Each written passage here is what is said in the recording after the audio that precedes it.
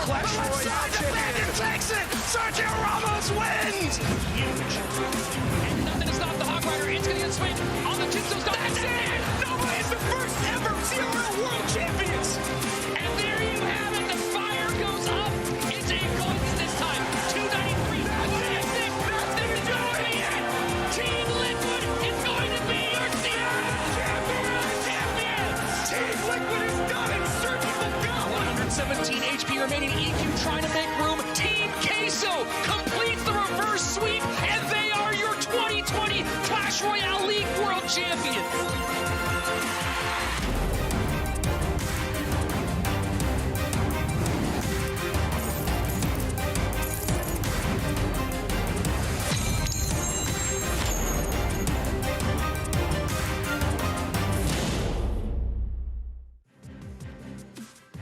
We've had 7 Sundays so far. The results have always been over the top, whether it's longtime veterans taking home that crown or brand new rookies securing $20,000. You never know what's going to happen on a Clash Royale Championship Sunday, and this is the last one. We have a possible repeat champion. We have longtime veterans. We have rookies in the mix. Hello and welcome. I'm Rich Slayton. That is my friend Andrew Guy, and it's going to be a great day, a great final championship weekend here at Clash Royale League.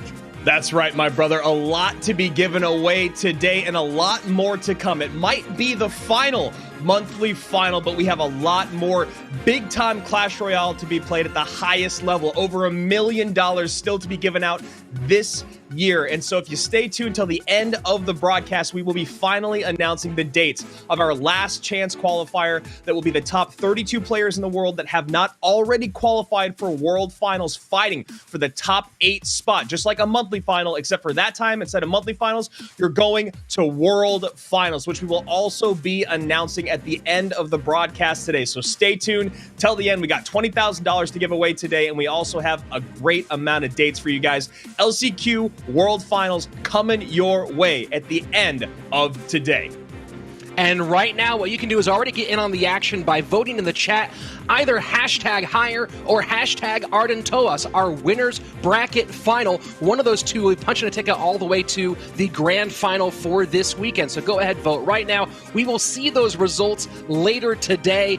But Andrew, we have 6 players left, a lot of ground left to cover in this one. We, of course, have the returning champion in Sandbox, who will be facing off against a very dangerous rookie in Adriel down in the lower elimination bracket. Greco and Bob the Rock. Bob still on that hunt for number 1. And then our winners bracket final right there, Andrew. Higher versus Arden Toas. Yeah, Higher seems to be the favorite for the weekend, but Arden Toas has been playing some very great Clash Royale. You see there, he 2-0s Bob the Rock. He 2-1 Sandbox. Both of our returning champions, Lucas and Sandbox, sent down to the lower bracket. Lucas has already been eliminated. The number 2 player in the world has been eliminated along with Furkan. Both those guys you'll see again at World Finals, not at LCQ, but to start the day off today, Bob the Rock and Garico. Bob the Rock needs to get first place this month to secure his ticket to World Finals, which means he has a lot more Clash Royale to win. And we might as well get right into the action. So, Rich, we're going to say goodbye to you for just a little bit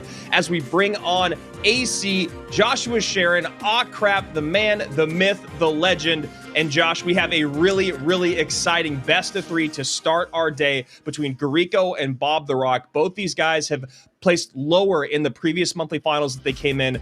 Garico was eliminated by Sandbox. Bob the Rock was eliminated by SK's Morton. How are you feeling about this matchup and what we've seen so far this weekend?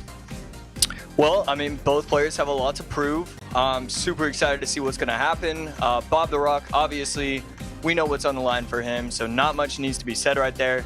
On the other hand, Garico, he's a talented player, but we haven't seen everything that we've expected from him. We want to see him lock up at least a top 3, a top 2, maybe even a monthly final win. That is what we need to see from him, because we've seen a lot from him over the years, but now we want to see it all. You know, yesterday when we saw Bob the Rock and Grieco come out, Grieco struggled in his first set, whereas Bob the Rock was able to defeat Furkan. But it was when Bob the Rock went to heavier decks where he started to struggle. Royal Giant, Electro Giant, when we saw him play Golem. What does he need to do today, adjustment-wise, with his decks to find an edge over Miku or Grieco, who played very well in his second set, 2-0ing Lucas, our only two-time champion in the mix this weekend? Well, it's difficult because he's known for beatdown. He's great at beatdown, but you're not going to have a lot of success against this caliber of player.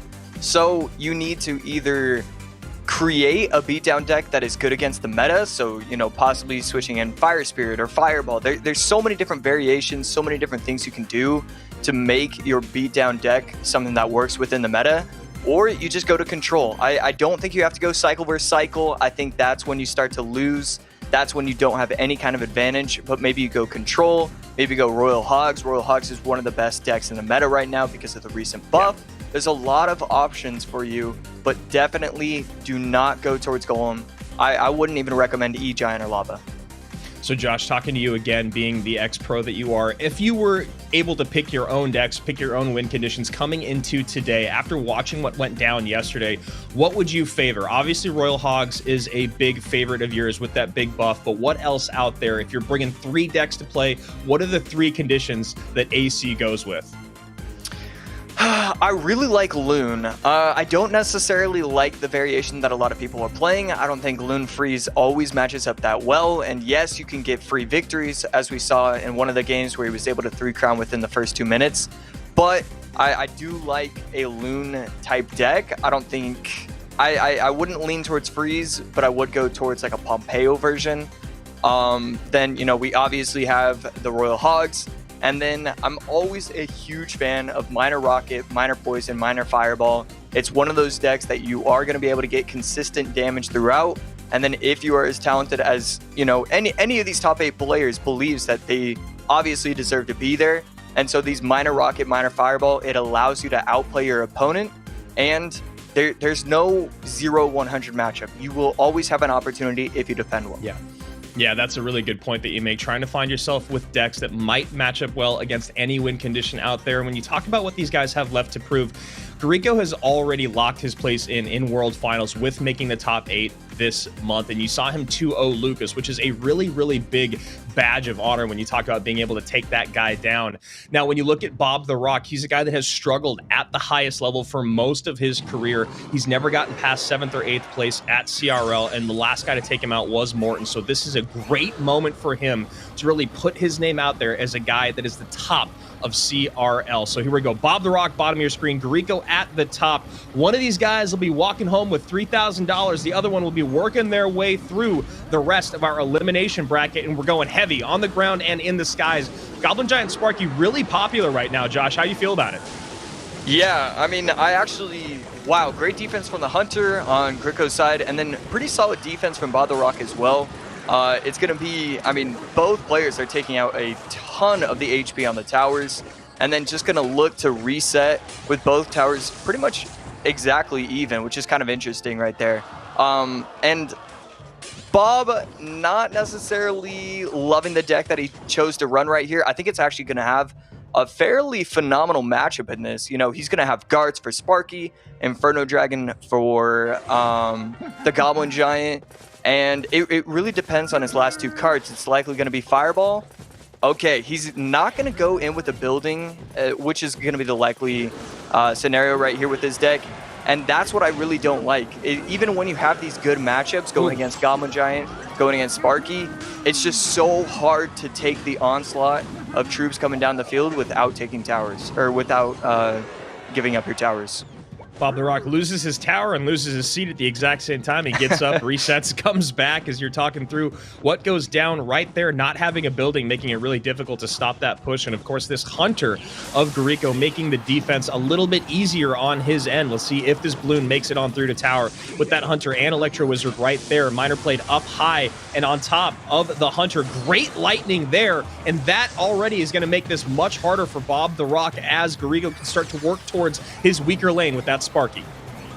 Yeah, I don't know what Bob the Rock needs to be doing in this scenario, because he can't he has Snowball, so even if he manages to try and get a Loon down when he doesn't have an E-Wiz or doesn't have a Hunter or doesn't even have a Lightning, he still will... I mean, his Loon will still get taken out by just a Goblin Giant plus Snowball. He's in such a terrible position at this point. 27 seconds to go. He needs to get something done, and I just don't think it's possible. Miner in the back just has to protect with the guards, and that's exactly what we see. Dark Prince sneaks around the back. Inferno Dragon does not retarget onto the Princess Tower, and that little glimpse of hope seems to have slipped through his fingers, gone out the window as Bob the Rock has to walk away from game one with a loss. A very interesting matchup. Haven't seen a lot of Goblin Giant Sparky here at CRL this weekend, and Bob the Rock goes to the skies, but without a building. Do you think when you're running Lava Hound right now in the current meta, must you have a building, or do you look for something like Cannon Cart that can fall off of its wheels to at least provide a little support? What do you think this deck needed to make it just a little bit more successful, or was it just a bad matchup outright?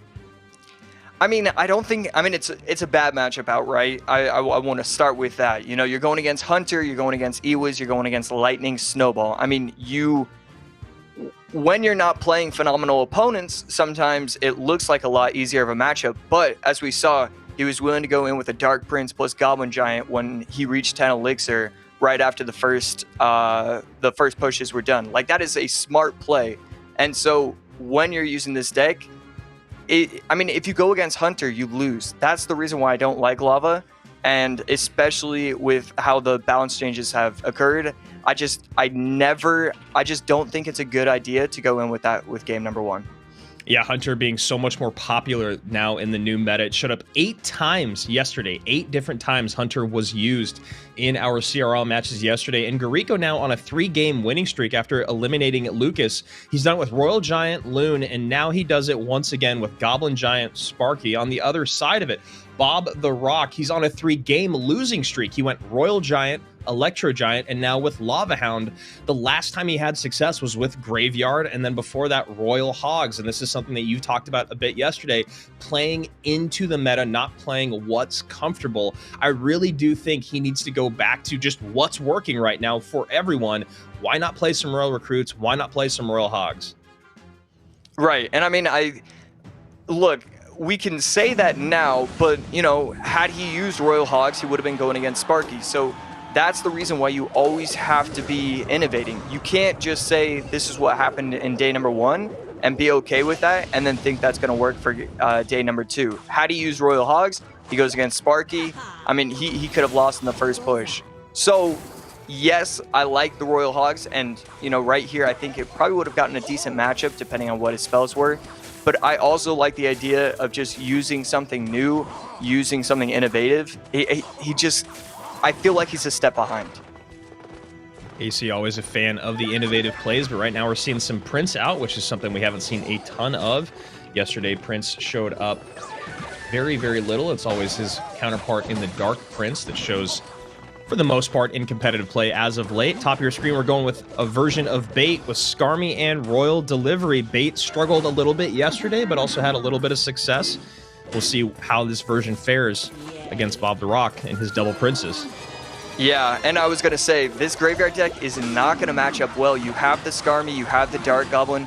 As long as he defends fairly cleanly within the first 2 minutes of gameplay, it should be pretty easy for him to get this victory. He has so many bait cards.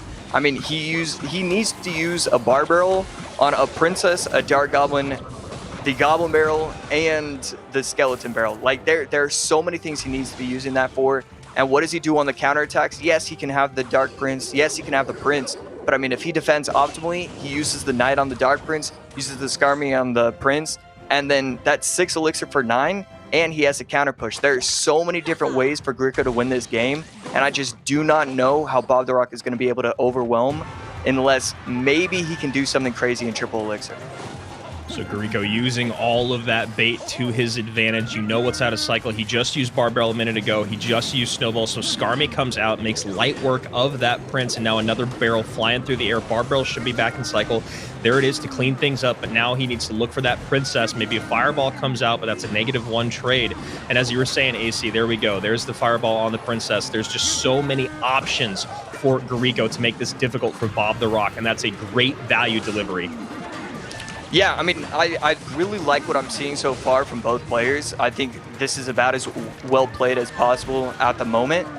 One thing Grico needs to do, and that's, he's shown this so far, he needs to be constantly switching lanes. One of the things that I learned from Lapo is that when you're running these bait style decks, you need to be always switching lanes. You can't let them cycle Zappies in the back and let the Zappies always get full value. And that's exactly what we're seeing. Skeleton Barrel, Goblin Barrel, and he has nothing in cycle right now. And look at that, but Goblins piling up with the barrel coming in. A lot of damage coming in on both sides now, exactly like you're talking about, AC. This is going to make it that much more difficult for Bob the Rock to build a substantial push, get that counter pressure across the bridge to tank for that graveyard. Yeah, and I just don't know how he's going to be able to do anything with this. Dark Prince on top of the Skeleton Barrel takes 300 HP worth of damage, and I mean, he's defending this nicely, but I mean, I guess now that we're heading into Triple Elixir in about 25 seconds, this is about what you could be asking for if you're Bob the Rock. He needs to overwhelm, get that Prince, get that Dark Prince up. I don't think he can use a spell right here, and I like that he's tanking this damage. Now that we're heading into Triple Elixir, this is his time to make a play. That tower finally falls below 1,000 HP, and there it is. Play comes through. Fireball comes down on top of the Skarmy. Not much to cross the bridge, though. Snowball in as well. Musketeer up high on the Knight, and a little bit of damage piling up there to narrow the gap. But 811 to 1386 with a Skeleton Barrel in tow. Princess on the right-hand tower. Grico keeping the pressure up as he needs to, but Bob the Rock with that Triple Elixir starting to create a little bit of a presence on this board. Yeah, needs to go in with a prediction Snowball, prediction Fireball, something right there. You can't be using your spells on things that aren't directly involved with the graveyard. When he uses that, he basically gives up on the push because he has too much spam to take control of anything else. And as we see here, Dark Prince is going to come down. I mean, he's playing this really well, and I have to say I'm impressed by the gameplay overall, but there's just no opportunity for him to get through this. Yeah, there's just so many things out there. You can see Bob the Rock just kind of throws his hands up. He's like, what am I going to do? I've played every spell that I have whenever it's in cycle. It's never enough. There's one more spell to the King Tower. And just like that, Bob the Rock is eliminated. He gets the finishing move there from Grico. And honestly, we talked about the things that he could have done differently, maybe the different win conditions he could have went with, but the ones that he did go with, he just had really tough matchups, and that'll happen sometimes here at CRL. Even if Grico didn't mean to snipe him, he didn't mean to put him in bad matchup positions. You said it in game 1, we saw it there again in game 2. He even had 3 spells, and he still did not have enough to deal with the bait that Grico was throwing at him. Yeah, I mean, I've been feeling this way for the entire weekend. I don't think he has the right setup. I think he's a little bit behind it in that avenue. He played well. I have to say I was pretty impressed by the gameplay itself. He did make a few mistakes, but at that point it really didn't matter much. And yeah, I mean, there's just not really much he can do. I loved this push right here with 1 minute left. He was able to get the damage he was looking for that entire game, but just wasn't enough. Grico with a phenomenal deck choice game 1, game 2, and a phenomenal set win. Yeah, really nice stuff there from Grico. You love to see the Goblin Giant Sparky deck come out, something that we had seen very, very little in CRL, period. We hadn't seen it at all in the new meta.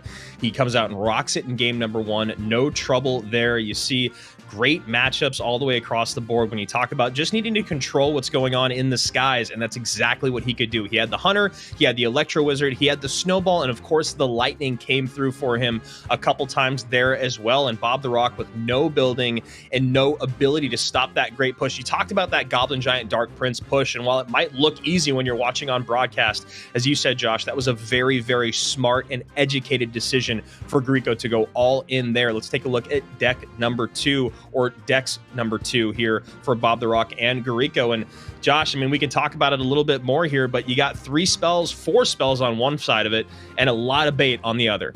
Yeah, and actually, if you look at game number 1, it was Arrow Zap, and so in deck number 2, he was using Fireball, Bar Barrel, Snowball. I mean, he's using so many spells, and again, just to backtrack, that's one of the reasons why I don't like Lava, because you're putting yourself in these terrible situations for games 2 and games 3, because I mean, your opponent was able to use this deck solely because he knows that Arrows is out of cycle. And when Arrows is out of cycle, you can't be running a graveyard deck. That is just not the awareness we want to see from Bob the Rock. And he lost the game before it even started.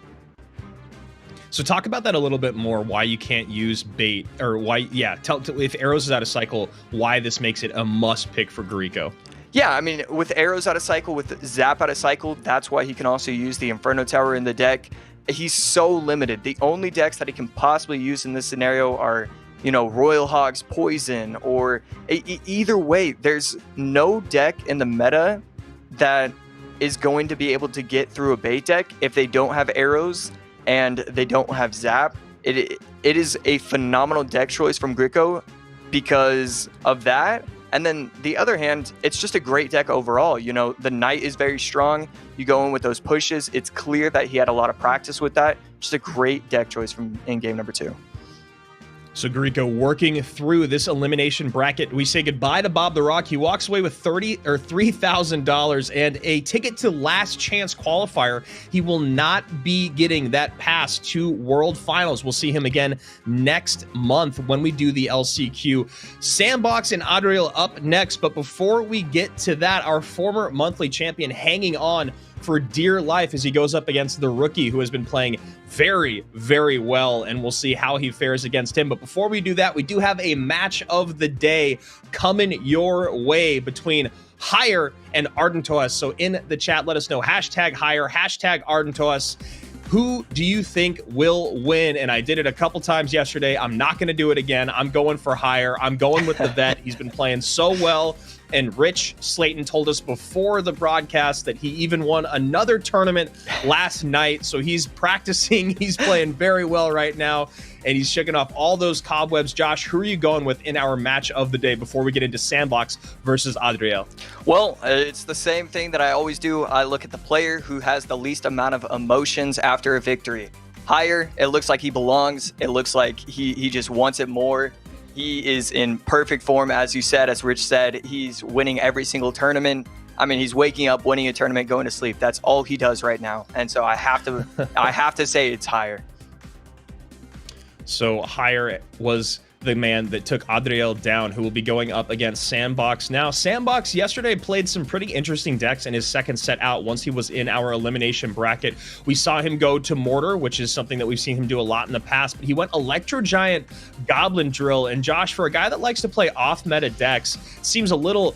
it doesn't sound right considering how popular Electro Giant and Goblin Drill have been, but we are in a new meta. What did you think about that deck, and why do you think it worked out? Well, I love the fact that it won, and that's kind of all I have to say about it. I don't think it was a very strong deck. I think he kind of got bailed out that his opponent made a mistake. He goes in with the Inferno Dragon at the bridge and was able to take out a P.E.K.K.A that way. I don't think he should go back to it, but if you can get a win with it, then you can get a win with it. And so I was happy to see it. It was a ton of fun to be able to watch that game, don't get me wrong. And so, yeah, I definitely don't recommend it ever again, though. And Adriel, who I was just talking about, took one game off of Higher. He was sent down to the elimination bracket, though, by our man that is up, hanging out, waiting in the wings. And Adriel struggled with Royal Hogs and Golem in his last best of 3, and this time he goes to Mortar. A little bit of bait there. Mega Minion in with Mortar, not something you see a whole lot. Yeah, the Mega Minion, I can't tell if it's going to make the matchup quite a bit easier or just the most difficult thing possible. The Musketeer is so strong in these Mortar decks because you can place it outside of freeze range. You don't have to stack on top of things. Also, a phenomenal cannon card, nothing in cycle. Yeah. Notice that his opponent used the Bowler earlier, the Lumberjack, and the Bar Barrel for the Mortar, so the cannon card gets a ton of value. But yeah, Mega Minion, it's going to be interesting to see how this plays out. Yeah, and he doesn't even have the freeze there for the panic button. Sandbox kind of going through his entire bag of tricks, at least when you consider what's on the ground. And Adriel with a really heads-up cannon card. Graveyard most likely going to be his other card played or his win condition here, which is going to be why that Mega Minion also could be a little bit better maybe than the Musketeer, just a little cheaper and a little bit tankier. And wow, another mortar connection here as Adriel just pours it on. Sandbox, that balloon going to go off to no man's land. And it has been a tough start for our former monthly champion so far. Yeah, you saw him nod his head in disbelief that he could make that kind of mistake. Doesn't get the bar barrel down in time. And the cannon cart, the Valkyrie, these are getting a lot of value, but I'm not exactly sure why he wanted to go in with Loon at the bridge. It's just, it had no chance of being able to get to the tower, get any kind of value whatsoever. I would have liked to see exactly what's happening now. He has the push going, no poison in cycle. This is exactly what he's looking for, and this is the reason why I don't like Mega Minion. If he gets a value poison down, this could be game. I was going to say that freeze is going to come in right on time. Luckily there, the poison does save the tower, but damage done already. 396 to 660, and Adriel has that really, really nice cushion there. Poison does come out in defense, and Adriel struggling a little bit now to hold on to that lead. Mortar going to come down, try to get a lock here once again, and a cannon cart at the bridge. Yeah, Lumberjack is going to be able to take that out, but he was really, he was looking for that kind of result. He gets the Lumberjack out, gets a little bit of value from the Miner, and now he goes in with Loon opposite lane. I actually really like this play because it forces out the mortar in defense, and then you just get to reset right here, but forces out the that one little Spear Goblin, forcing out an entire Baby Dragon right there. Really unfortunate situation for Sandbox, and he has to do something quick. Yeah, that's tough there. You can't let that Spear Goblin connect or else you're going to get too close to spell cycle range, knowing that the Miner's going to come in, knowing that he has poison plus log. And just like that, it looks like Sandbox is going to lose the tower. And a really, really nice game there from Adriel, taking quite the opportunist, honestly. I feel like that's the name of the game for him. Every opportunity that he could, he comes in, he slips in that cannon cart, he gets that mortar connection. Just great plays from him all the way across the board, even down to that one Spear Goblin baiting out a Baby Dragon and then making it so that Sandbox couldn't go back on the offensive. Yeah, I think my favorite play right there was he goes in with a defensive mortar, or no, I think it was an offensive mortar, and then he goes in with a cannon cart on the bridge on the opposite lane that he isn't trying to get tower damage on. What does that do? It forces the Lumberjack in response. He gets to go in with a Miner when the Bowler and the Lumberjack are out of cycle, and that was able to get him, net him an extra 200, 250 damage with the Miner. Just heads up plays all around from him. And I was very impressed with his awareness with this deck. Yeah, it was some great stuff there. And earlier I made a slip up. I said poison instead of graveyard. I was thinking about taking a graveyard off with poison. And that poison actually saved his tower, with the slow coming in, made that balloon drop only get 1 instead of 2. It was a really nice use of that. It was just a sliver of HP left on that balloon. The poison ends up taking it off. He doesn't get that second drop in, and he's able to capitalize on that. And I'm really glad that you talked about the cannon cart at the bridge, because that was something that I noticed. I really liked that push because it was just enough pressure, like you're talking about, to get the correct responses out of cycle. And we saw Sandbox struggle with his timing on his bar barrel earlier, and then he's got to send that bar barrel out before the Miner comes down if he wants to catch it, and he still has to send it to the correct spot. You get that Miner in, you get that poison down, and just great stuff out of this young player. I gotta tell you, man, I really love watching him play because he seems to be a guy that doesn't let anything get past him. Not one opportunity, he always hops on it, and sometimes maybe it doesn't work out perfectly as we saw him lose to Higher, but so far today it's been great stuff, and same with his first set. Yeah, absolutely. He is a fun player to watch. This is the reason why he's been so hyped up for so long. He makes every opportunity, he makes something out of it, and it's special to be able to watch this, knowing that this is the start of what's going to be an illustrious career, hopefully. So here we go. Lava Hound plus Inferno on one side. Miner goes right to that Mother Witch. She's going to get taken off. The nice Fireball to protect both the Mother Witch and take the Inferno off the board. Yeah, value Fireball right there. Good cleanup. Does have to worry about the Skeleton Dragons. He is going to take a bit of damage, but going to have a little counter push with the Flying Machine as well if he chooses to do so. Don't think he can get the Royal Hogs, and I think that's why we saw him nod his head a little bit, because he wanted to get that pressure down, but instead resetting both towers fairly even. And Sandbox, again, going in with the Lava, knows that he has Valken Cycle, so he isn't worried about that pressure from Royal Hogs on the opposite lane. Both these guys taking a big breath as they reset for this next onslaught, this next exchange here that's going to go down at the bridge. E-Barbs come out the opposite lane. Adriel trying to create a little bit of pressure so that Sandbox cannot pile on to this big-time push, and he just sends out one Goblin Cage, and he's going to probably just sack that tower as he tries to get the Miner on top of the Mother Witch. Yeah, I think it's going to be tower for tower here. He will be able to get the Fireball down on top of everything, but not before he can save his tower right there. And right there we see it. I'm not sure how I feel about those Skeleton Dragons. You are going to get a lot of damage, but when you're running Lava decks, when you're running Golem, when you're running E-Giant, you're not looking for 500 damage. You're looking for the tower or nothing. Like, to see him use the Skeleton Dragons in that way, wasting 4 Elixir, yes, we're heading into double Elixir. I still have to say, I am not a huge fan of that, especially knowing the pressure from your opponent's deck. You need every kind of support troop in cycle. It almost felt like he was trying to sneak the Skeleton Dragons in to tank for the Inferno as it got knocked back, but that's like an impossible needle to thread. So I agree with you, maybe not the best use of his Elixir there. He doesn't pay for it too much as he's got a really nice counter push coming in still here as the Lava Hound is taking for everything. Skeleton Dragon in tow, and we're going to see these E-Barbs come off the board. Miner goes to the back of the tower with the Valkyrie in the pocket, which brings out the Fireball, and right now Adriel just fighting for dear life. Yeah, Mother Witch is going to come down. Skeleton Dragon is on top of the tower, going to get it all the way down to 530. But, I mean, this is the thing about Royal Hogs. You know, we get a Mega Knight in the pocket. We get possibly E-Barbs off to the side. No, we get the E-Barbs in the pocket. And the Skeleton Dragons aren't going to come in down. The Flying Machine with 0.5 HP, going to get the tower down to under 1,000 HP. And now we're going to see Sandbox try to go back on offense, but he doesn't have enough for a Lava Hound, so a Flying Machine comes down to defend. And I don't think he's going to have time to reset. He does. He does go Lava right at the bridge. Nothing comes down in the pocket as Adriel knows he has to play defense here. An offensive poison comes in, misses the Mother Witch, and a Flying Machine needs some attention here. Sandbox throws a snowball that direction. Will this take the tower? Wow. Good zap timing right there. Oh, the Skeleton Dragon is able to splash right there. Should be game as long as nothing crazy happens. We see the Royal Hogs. We see the Fireball coming down as well, though.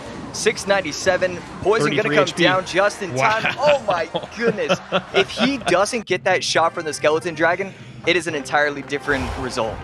And you can see Sandbox knows he got away with one there, Josh. You called it perfectly. That Skeleton Dragon gets one hit in on the tower. The poison ticks in. That poison's a lot slower than those Royal Hogs on the tower. And you can see Sandbox panicking there for a moment.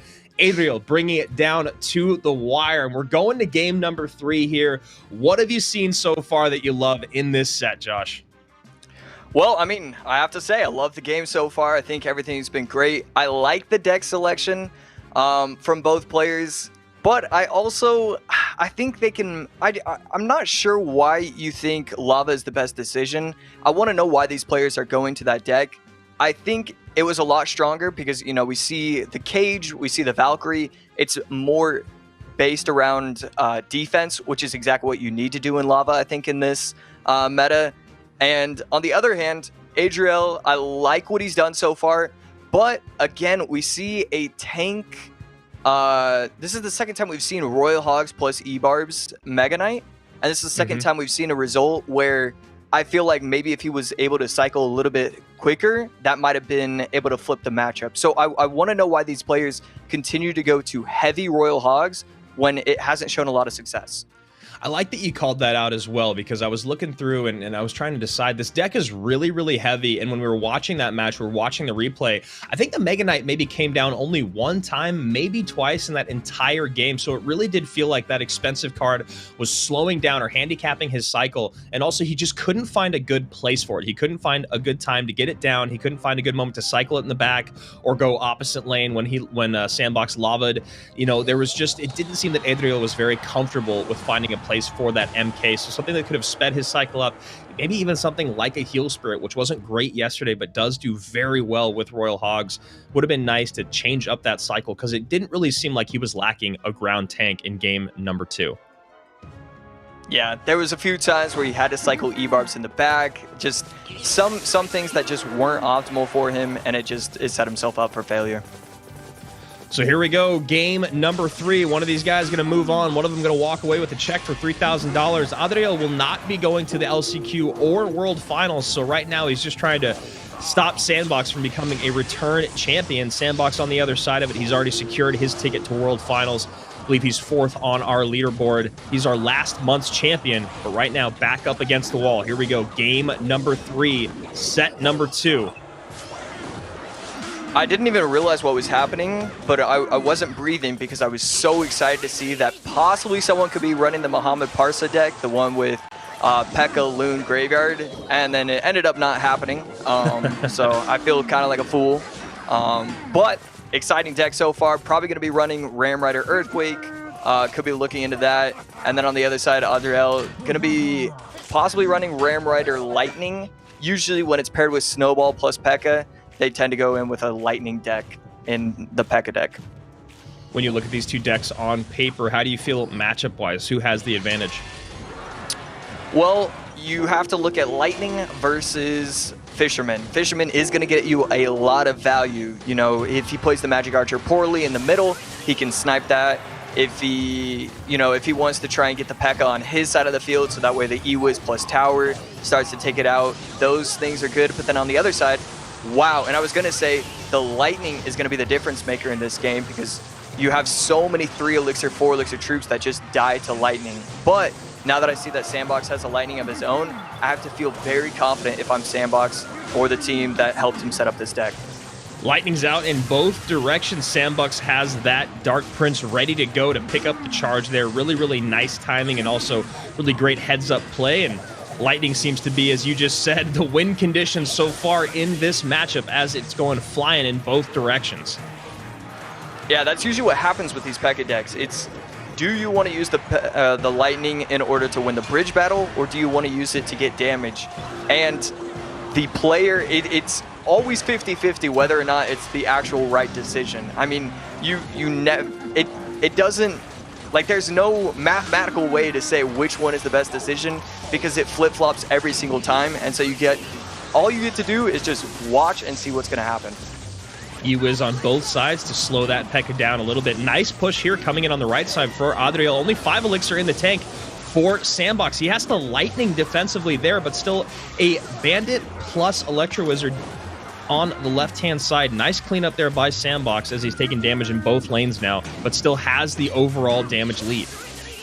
Yeah, I mean, that could have been so much worse. Didn't panic.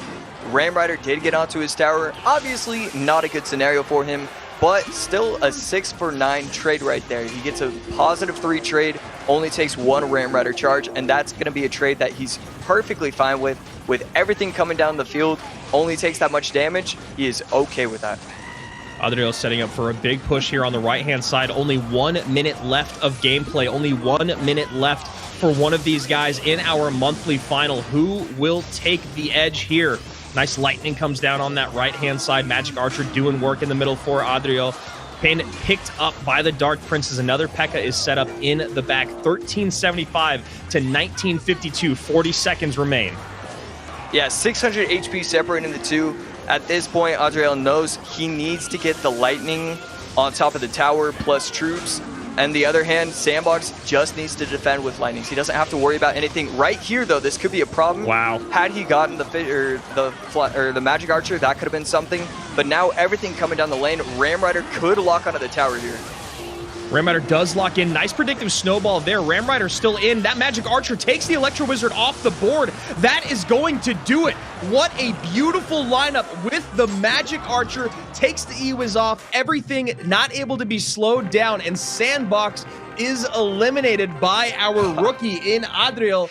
My goodness, what a beautiful game there. It looked like Sandbox was sitting back, sitting pretty, just hanging out, defending, and Adriel just kept turning up the heat. He just cranked up the intensity, and he just overwhelmed Sandbox. Yeah, and that's the one thing that the Fisherman P.E.K.K.A. deck struggle with. Triple Elixir.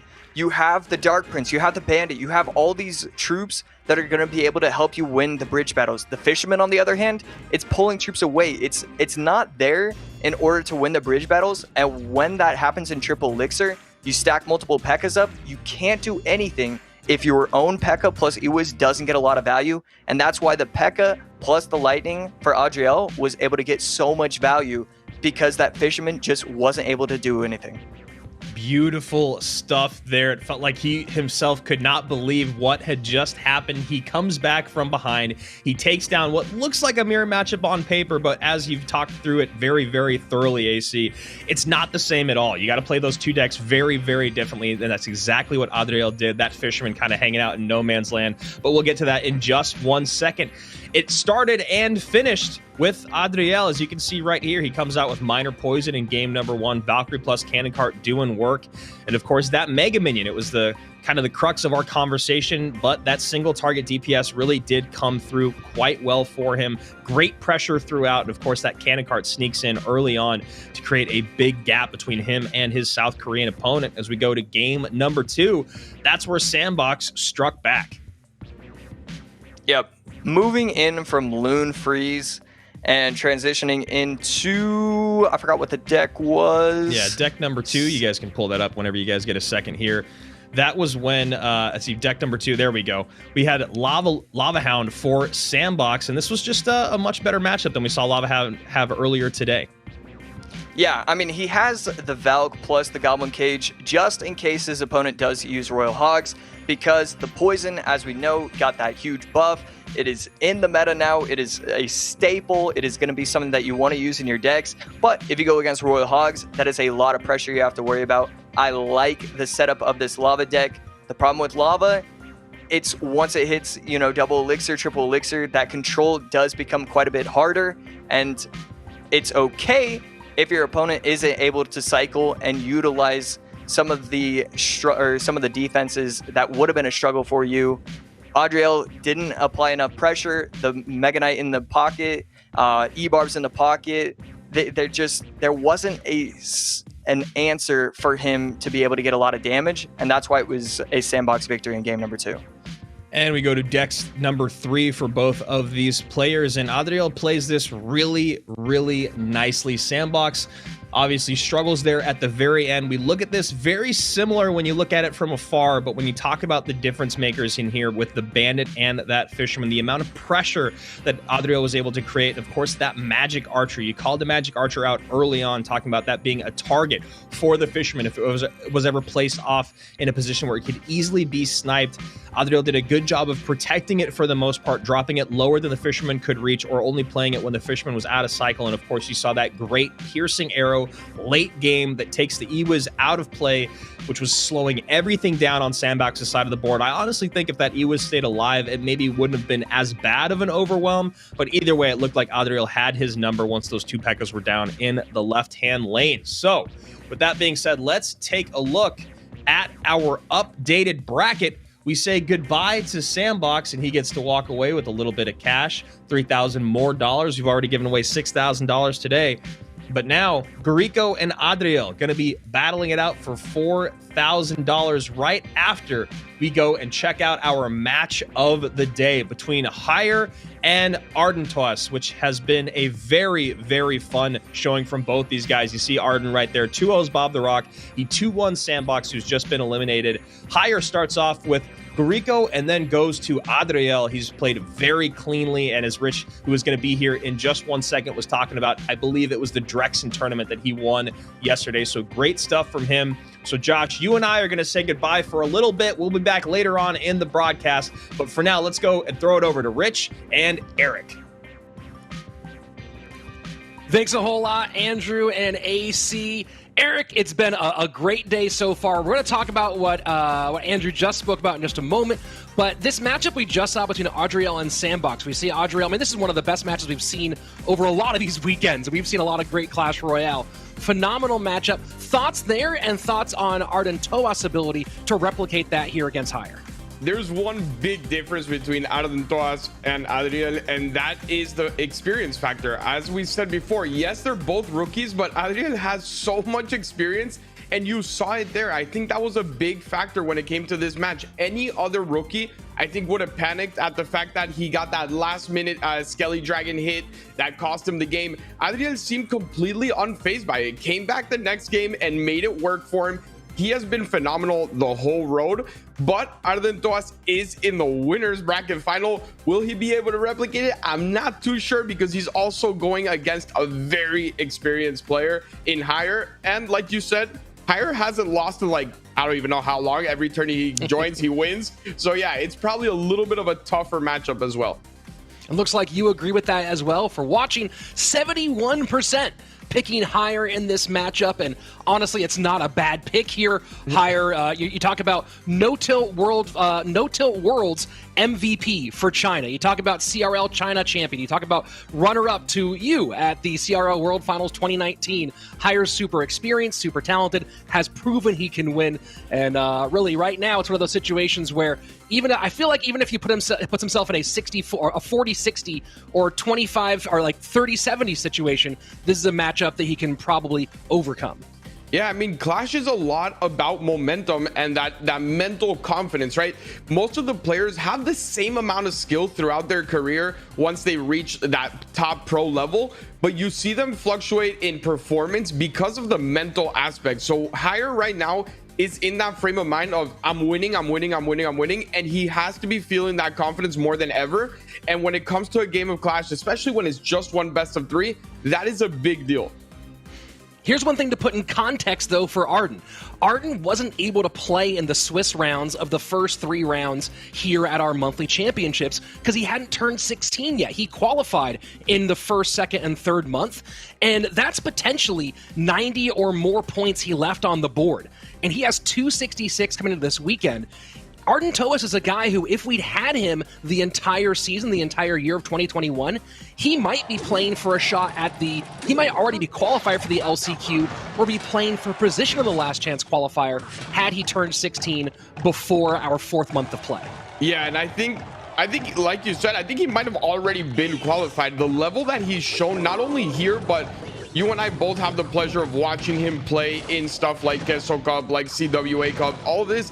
He has been at the top of that NA region, which has some of the best players that known around the world, right? Pompeo, Anaban, all these players are there, Boss, and he continuously wins and wins. So, I mean, I think this overall bracket that we get this weekend is foreshadowing into the future of CRL and esports for Clash, with people like Rico and Adriel, Arden Toas, all these players, Sandbox as well, are all rookie season players.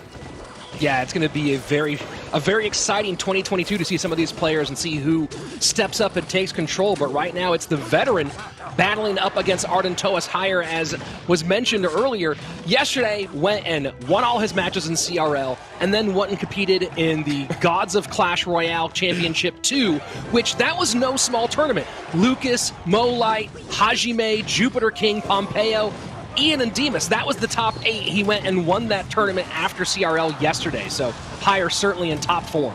Yeah, he's certainly in top form, and this is one of the reasons why it's so difficult to play against him. And this reminds me a lot of when we played him in that World Finals. He is so tough to predict what he's going to play. I remember going up against him, we were kind of just in the sense like, it's not even worth our time anymore to try and analyze this player, because he will come at you this matchup with a Giant Skelly RG deck, and the next time he'll run a Quick Cycle Wall Breakers deck. He can play absolutely anything, so it's very, very tough, that decision of, do I try to snipe something out of him, or do I play my comfort decks and see what happens? And it's a big step up from what most players are used to going up against. Giant Skeleton to the right-hand side. Fireball to help with the cleanup. Does miss one recruit as that Giant Skeleton pushes to the right-hand lane. Miner goes to the back here. The high Zappies and Hunter to prevent this wall breaker connection. Yeah, perfect Hunter placement as well, making sure the Hunter is one of those cards that a lot of the times it targets things you don't want to. That Giant Skelly actually got onto tower on the right-hand side as well. The Hunter placement was perfect. It did not get onto any of the recruits, got rid of those wall breakers, and now I'm pretty sure he's going to save the Fireball in case of emergency. With wall breakers here, he could use it. Nope, Hunter is back in cycle, and I mean, everything perfect so far. A continuation of what we've seen.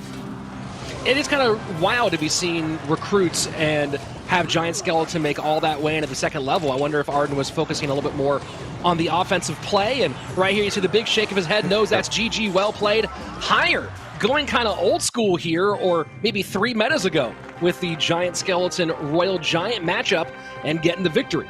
Yeah, 3 metas ago, 3 years ago, it also worked, and apparently it works. And now that Hunter coming back into the game changes so many things. It's one of those cards that once it gets that buff, and it doesn't even have to be OP, it just has to work. It is so useful against so many different troops, even against the recruits, right? With all that splash, taking off all the shields. He knew that he had answers for everything, so he wasn't really too worried about going a little bit more on the offensive end than he would have had to in a different type of matchup. So you see that first connection with the Royal Giant, and then this is the push that resulted in the Giant Skeleton getting on tower, and the cannon cart going to its wheels right in front of the Princess Tower. And look at that, the Log trying to knock that Giant Skeleton back. Maybe it was a half step early. Maybe he thought it would retarget to the Spear Goblins. Either way, that was a killing blow, an early mortal wound, if you will. And Higher able to go ahead and finish off the job. So game number 1 does go to Higher. And again, we talk about this dual mode format in cards that you burn in different situations. And it currently, yes, Hunter has come back, but Hunter and Giant Skeleton don't appear in a ton of decks. So that definitely opens up some good options for Higher. Yeah, it doesn't appear in a ton of decks, but at the same time for Arden Doas now, he does have a little bit more free reign on something like those Hoggies. He has the Loon decks, right? Even Lava, like we've seen a lot today. Lava, Josh said it himself. I used to play Lava a lot as well. It suffers so much when you go up against a Hunter deck, right? A Hunter and Fireball. He doesn't have either of those. So those are good options moving forward if he could make it to game number 3. So joining this one a half step late here, and P.E.K.K.A does come out finally for Arden Toas. And so far, Higher showing some shades of bridge spam. We'll see which direction he's actually going in. Mother Witch now to the right-hand side, so no classic variants here as Arden sets up with his Ram Rider. Yeah, I thought I was having a deja vu moment. We were watching a replay from the P.E.K.K.A versus P.E.K.K.A 2 seconds ago. That's why I wasn't right into the match. But we do get it again, and it does seem like Higher's going a little bit more of I love this type of matchup for him in the sense of that Ghost is so frustrating to play against. If you can actually get that in front of the P.E.K.K.A, it causes your opponent to always have to spend early on. Then your P.E.K.K.A takes care of that troop that is there really for the Ghost. It gets a lot more value, and I really like the deck choice again from Higher. You know, one of the things that's interesting about this matchup here is, you're looking at Higher and playing a bridge spam variation, and of course, his countryman Elsiop, one of the top bridge spam players in the world. And while they were opponents in CRL, they were teammates for China. Talk a little bit about having someone who is, a top 5 world expert in a deck, and how that helps you prepare and improve with that deck. Well, I can tell you that the moment we signed Igor, we understood a lot more of how to play Mortar and how to defend against Mortar. We actually, before we signed him back in the day, we would practice against him because it was one of the weaker things that we didn't know how to play against. And I'm sure that's the same thing Higher did. Higher is someone that practices all day long. You see him in every competition, and I'm sure he took the opportunity, if he has someone like Elsiop as a practice partner, to learn from him. And ever since I've seen him play this deck, I've seen him, he actually uses it more often than you'd expect. He plays very well and very patient, which is a key thing here, but that lightning was beautiful. And a huge connection there from the Dark Prince does put that for Arden Toas. 1594 on that bottom right-hand side. As we approach sudden death overtime, it is the young rookie from Mexico in the lead. Yeah, and that's the problem with the Ghost, right? Dealing with Ghost, he had to spend on that Bandit, which put him in a bad rotation. Now he doesn't have that extra added pressure. This Ewiz could go down as well. He has the poison connection there, and that is why I love Ghost. Ghost is one of my favorite cards in the game, especially when you're running P.E.K.K.A. Higher back in the lead now, 1098 as the Ram Rider will go to the Furnace. The Furnace also created some nice little extra pressure here. We have seen a bit of chip damage come in from those Fire Spirits. What does Arden need to do to get back control as we go into our final 90? It's going to come down to a massive lightning, the same way that we saw in the previous matchup. If he can get one really good lightning, catch him off guard, get good value, that's the only real way I see him winning this, because other than that, these poisons are getting a ton of value. I really like it this time around. He did not give the Magic Archer and Ewiz combo into that poison, which he has done a little bit in this match. he has to stay away from that, and now it's getting dangerous. P.E.K.K.A and EU is down in enemy territory. Magic Archer going to threaten the left-hand side. Higher going to ignore that and choose to play defense in the danger zone. As we go into triple elixir, it is still Higher in the lead, but it's Arden Toas putting the pedal to the metal. Yeah, and this is going to connect, and that is going to be game over. I mean, I can't really say much other than that was perfect P.E.K.K.A play out of him. He realized that the P.E.K.K.A was going to be way more delayed. It was way further up, and also a little bit of an unfortunate situation. I'm not sure if you noticed, but Higher's King Tower was Princess Tower was actually on the EWIS before the P.E.K.K.A, so his P.E.K.K.A was so healthy by the time it got onto Higher's P.E.K.K.A that it was almost impossible to take out. Taking a look at some of the action here, and this was early on when not a whole lot had happened yet, but Arden Toas, again, this was a back and forth. I think we had maybe 5 or 6 lead changes the whole way through. And this is one of the big ones where Arden got this massive Dark Prince connection. Yeah, and it all comes from that lightning. Obviously, I think if Higher had a lightning, he would have had a way easier time here. The poison, unfortunately, when it came down to these last-minute defenses, could not do much. And it does bail you out a lot when you have something as powerful of a lightning and you have a Ram Rider, a Bandit, and a P.E.K.K.A coming at you. If you can use that last minute, get rid of all of that, it helps. But the poison is just not enough. Arden Toas realizing he had him exactly where he wanted him, used the Magic Archer on the opposite lane to make sure poison doesn't get extra value. Very well played at the end there. So very similar looks from both sides, but as you're mentioning, the poison versus the lightning difference, and also Mother Witch on the side of Higher. We've been seeing Graveyard come back into the meta a little bit here since our most recent balance changes. If you're either one of these two, do you feel like the time for Graveyard is yet here in game number 2, or do you need more information about that before you pop it maybe in game 3? I wouldn't mind it out of Arden because there is no fireball and there is no poison either. The only problem is possibly arrows. I'm not sure what Higher, if Higher does go a log bait type of deck like we saw earlier on today, right? That Dark Goblin and all of that could cause some problems for the Graveyard. It is still a risky play because all of those cards are in play. You have all of them available, so it is a very big possibility, but I wouldn't mind it out of him. Lava you have to be careful with as well, seeing as arrows are one of the only spells left for Higher. You don't really want to use lava and then go up against lightning arrows. It is about as bad as it gets, so not a lot of options here. Graveyard might not be a bad one. Yeah, that's Ryder. We are in game 3 here. I lost my train there for a moment. So yeah, Graveyard, a decent option here for Arden. On the side of Higher, right? We've seen recruits come out on the side of Arden Toas, and now of course we just saw lightning. What's opened up now, in your opinion, for Higher at this moment?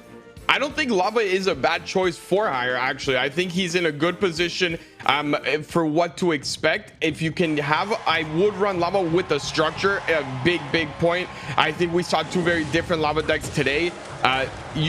In my opinion, with this current meta, you always want to run that. And my heart almost dropped when I saw Magic Archer. I thought he repeated a card, but it was Arden that used it, not Higher.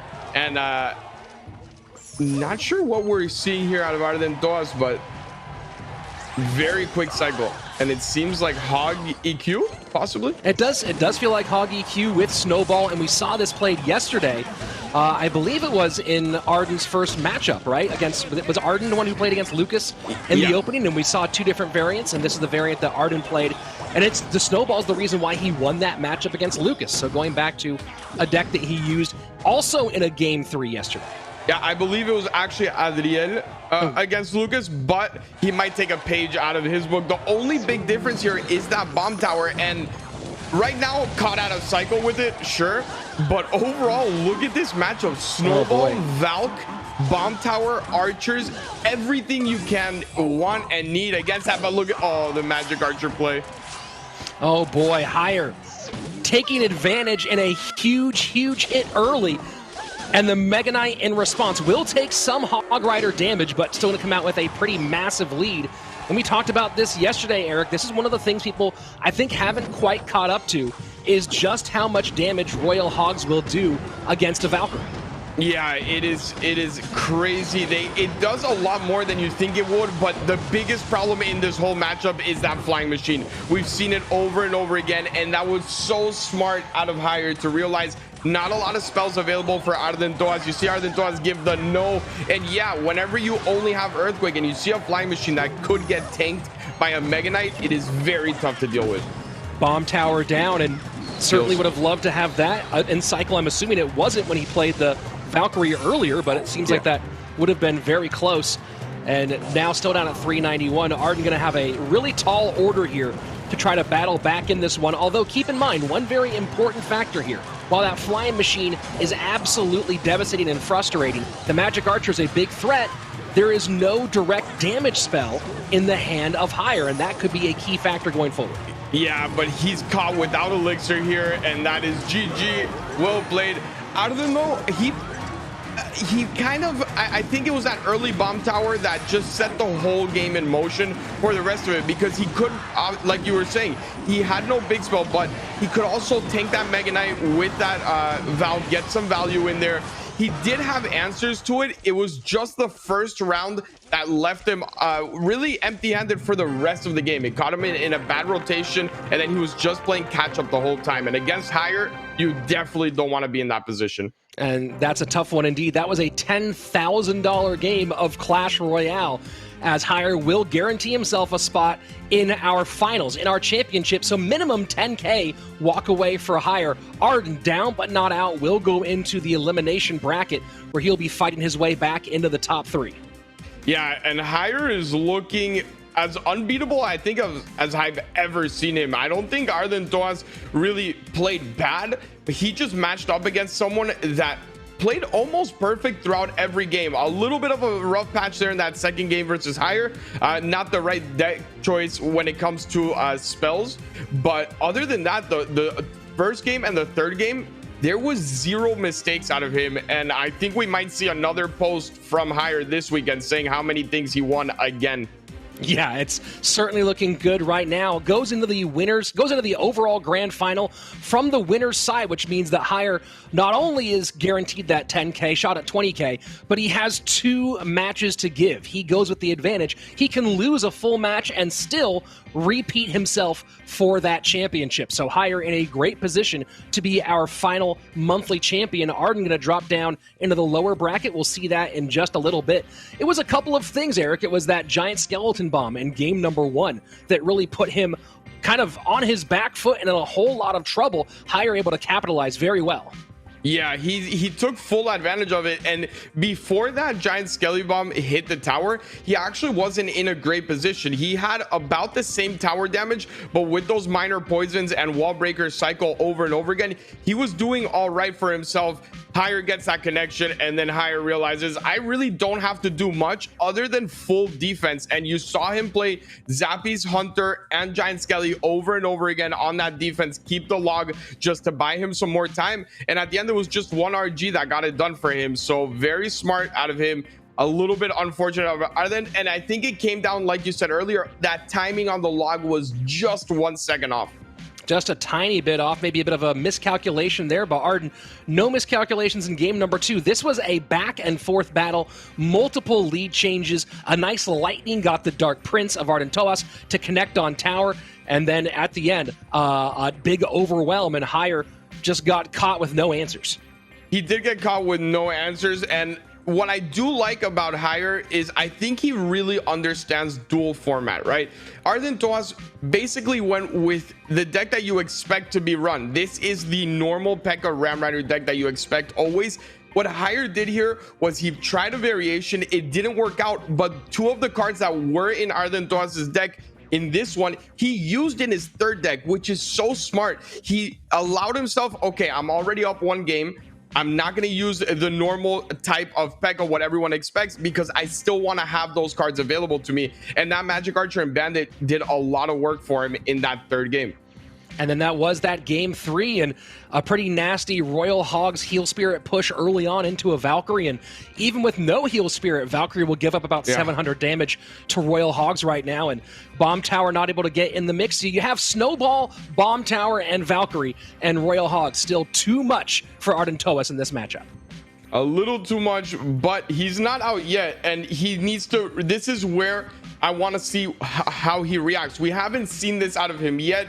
He hasn't lost this weekend at all. We already saw how Adriel and Grico reacted to their losses. They're both rookies, and it seems like they were unaffected. So if Arden Toas is going to play either of those guys, he needs to recompose. Yes, he doesn't have a full day to recover like they did, but you need to take this break. Understand Hire is on a win streak about as, I mean, if Molite didn't go 30-0 last month, this would be the most impressive win streak. Unfortunately for him, he ran at the same path as Molite, but he just needs to recompose, say, okay, I lost against one of the best in the world right now, and just mentally reset for the rest of the games today. Yeah, I mean, he is in the top 3, is guaranteed $6,000, and I have to do the math on that, but this is a lot of points that maybe would have put him in to contention for at least the top 56 had he played those first few months, had he been old enough for the actual tournament bracket portion. And so now we have our top 4. We are going now to a pretty big matchup between 2 young players in Grico and Adriel. The winner will go on and face Arden Toas. And this for them is not just a matchup for points, but more importantly, a matchup to get into that top 3, that $6,000 placement. Yeah. And man, you talk about 2 talented young players, 2 people that anybody who follows competitive Clash Royale has had an eye on for a long time. This is one of those matchups that I expect to see happen over and over again in the future. Oh yeah, I expect to see both of these players fight for the top in the coming years. And one point I do want to let everyone know, and I don't remember if it was Andrew or Josh said it, Grico has not hit final form yet. What we expect out of him is even more than what we've seen so far. He's played really, really well, but I've seen some matches out of him earlier on in his career where he is Mugi level, right? He is that top level, and if he can reach that once he gets into those World Finals spots and all that, he is going to be very scary to play against.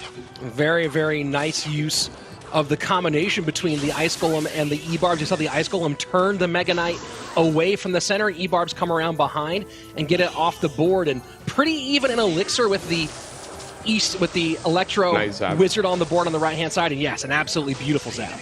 And both of these players, I expect to see those little flashy plays, the quick plays from both of them. They are both those type of players, very, very active. We spoke about Sandbox. He is a lot more of a, I'm going to sit back and let you make a mistake. Both of these players are very aggressive players. They like to be on the front foot the whole match. So you're going to see a constant battle over and over again, especially when Grico is playing this type of deck, minors after minors. And the big key for me here is how much value can you get out of that Ice Golem and out of those Spear Goblins.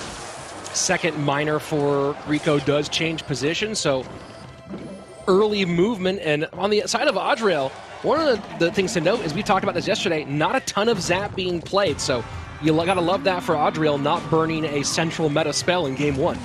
Yeah, the only issue I see here is having to overspend every mortar, and Grico's taking advantage of it. He knows that he is one of the better mortar players. That cage is all good for the first half of the defense, but as soon as that pops, the mortar retargets onto tower, and look how much elixir he's having to spend. He had to go Ghost and Mega Minion, got taken out by the Musketeer, and the mortar now on the left-hand side, and watch out with these Elite Barbarians, and no Mega Knight in cycle.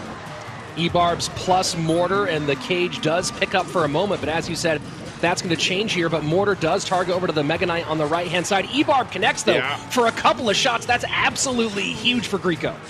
Yeah, that is big, and this is mastery of mortar. He knows exactly what he has to do to continue to get him to overspend, and then you see the minor chip coming in, and that mortar actually gets onto tower, and both towers really low now, but a big push coming out of him now. Fireball goes, a Fireball zap on the Musketeer. Nothing for the Spear Goblins, though. Loon trying to get there, and Snowball will slow it down. Beautiful defense, as you just said, from Grico. Yeah, that was just when it looked like he was going to have to hit panic mode, no Musketeer available, maybe he could have got something onto the Spear Goblins. No, I still have Snowball as well in this deck, and I just don't see that Loon ever connecting. He's adding so much pressure on the left-hand side now. Elite Barbarians again gets a hit on tower, mortar on tower, Spear Goblins on the right. Just there's no breathing room. This is the nightmare that mortar creates, the pressure where when a mortar player gets in rhythm, it just feels like it's never ending. It really does. If there wasn't a timer for the match to be over, this would probably be one of the type of games where I'd just leave, because I'd be so, you know, like, you can't do anything, especially when you're playing against someone this good at it. Look how he had that ready to go, right? He expected the zap. He had the ice golem ready. He was going to protect that musketeer. Everything just on point for him.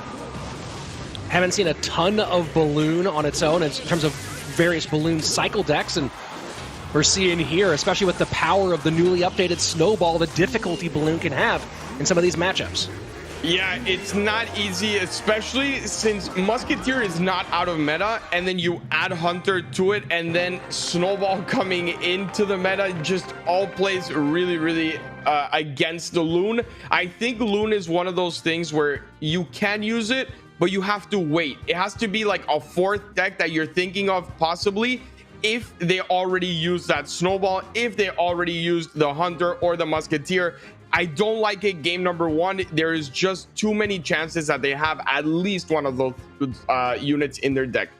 Just absolute domination here. This was the one moment it seemed like maybe there was a glimmer of hope, but just didn't have all the pieces to be put together. Had to spend the Fireball Zap on the Musketeer, meant no Zap for the Spears, Snowball able to clean up easily, and it was this mortar pressure over and over again.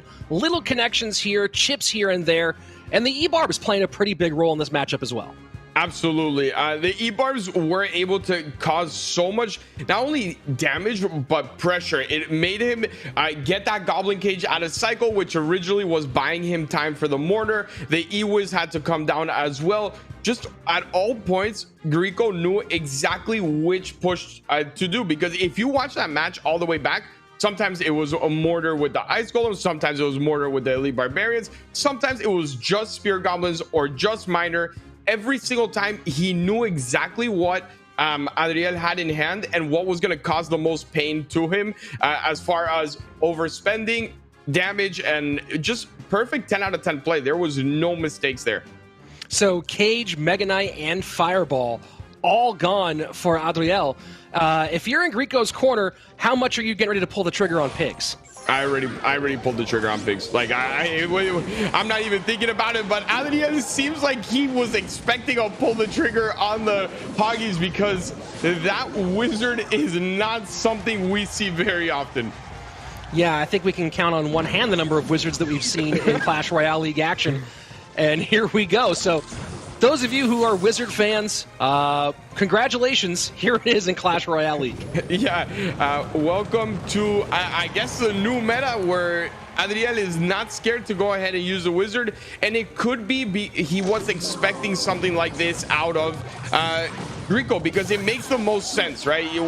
I just used that. If you pointed it out and I realized it as well, there's no way Adriel didn't realize it when preparing for this match. So he puts in Valk and Wizard for this. I do think it does favor Grieco a little bit, the fact that he does have Mega Knight and not Royal Recruits when seeing the deck that Adriel brought.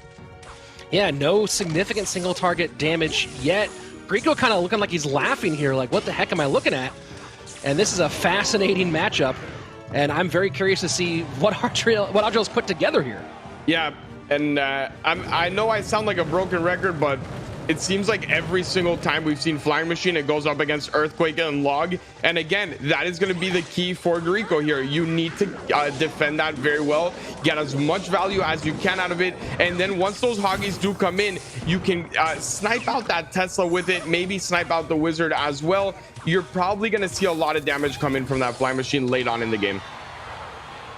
So any speculation as to what Adriel's actually running here as a win condition? I mean, you have pieces that could go into Hog, could go into Expo, which would be crazy here.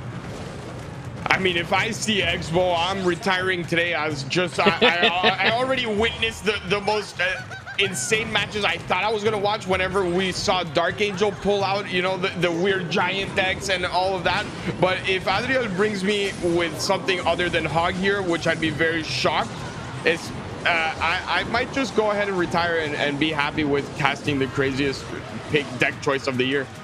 Although RG wouldn't be completely insane here, especially with Mortar being out, but this is still, you know, you talk about, you're sitting there in the lab planning your decks, and this is what you come up with is, you know, it's that this is either genius or folly, and there we go. There is the Hog Rider on the left-hand side.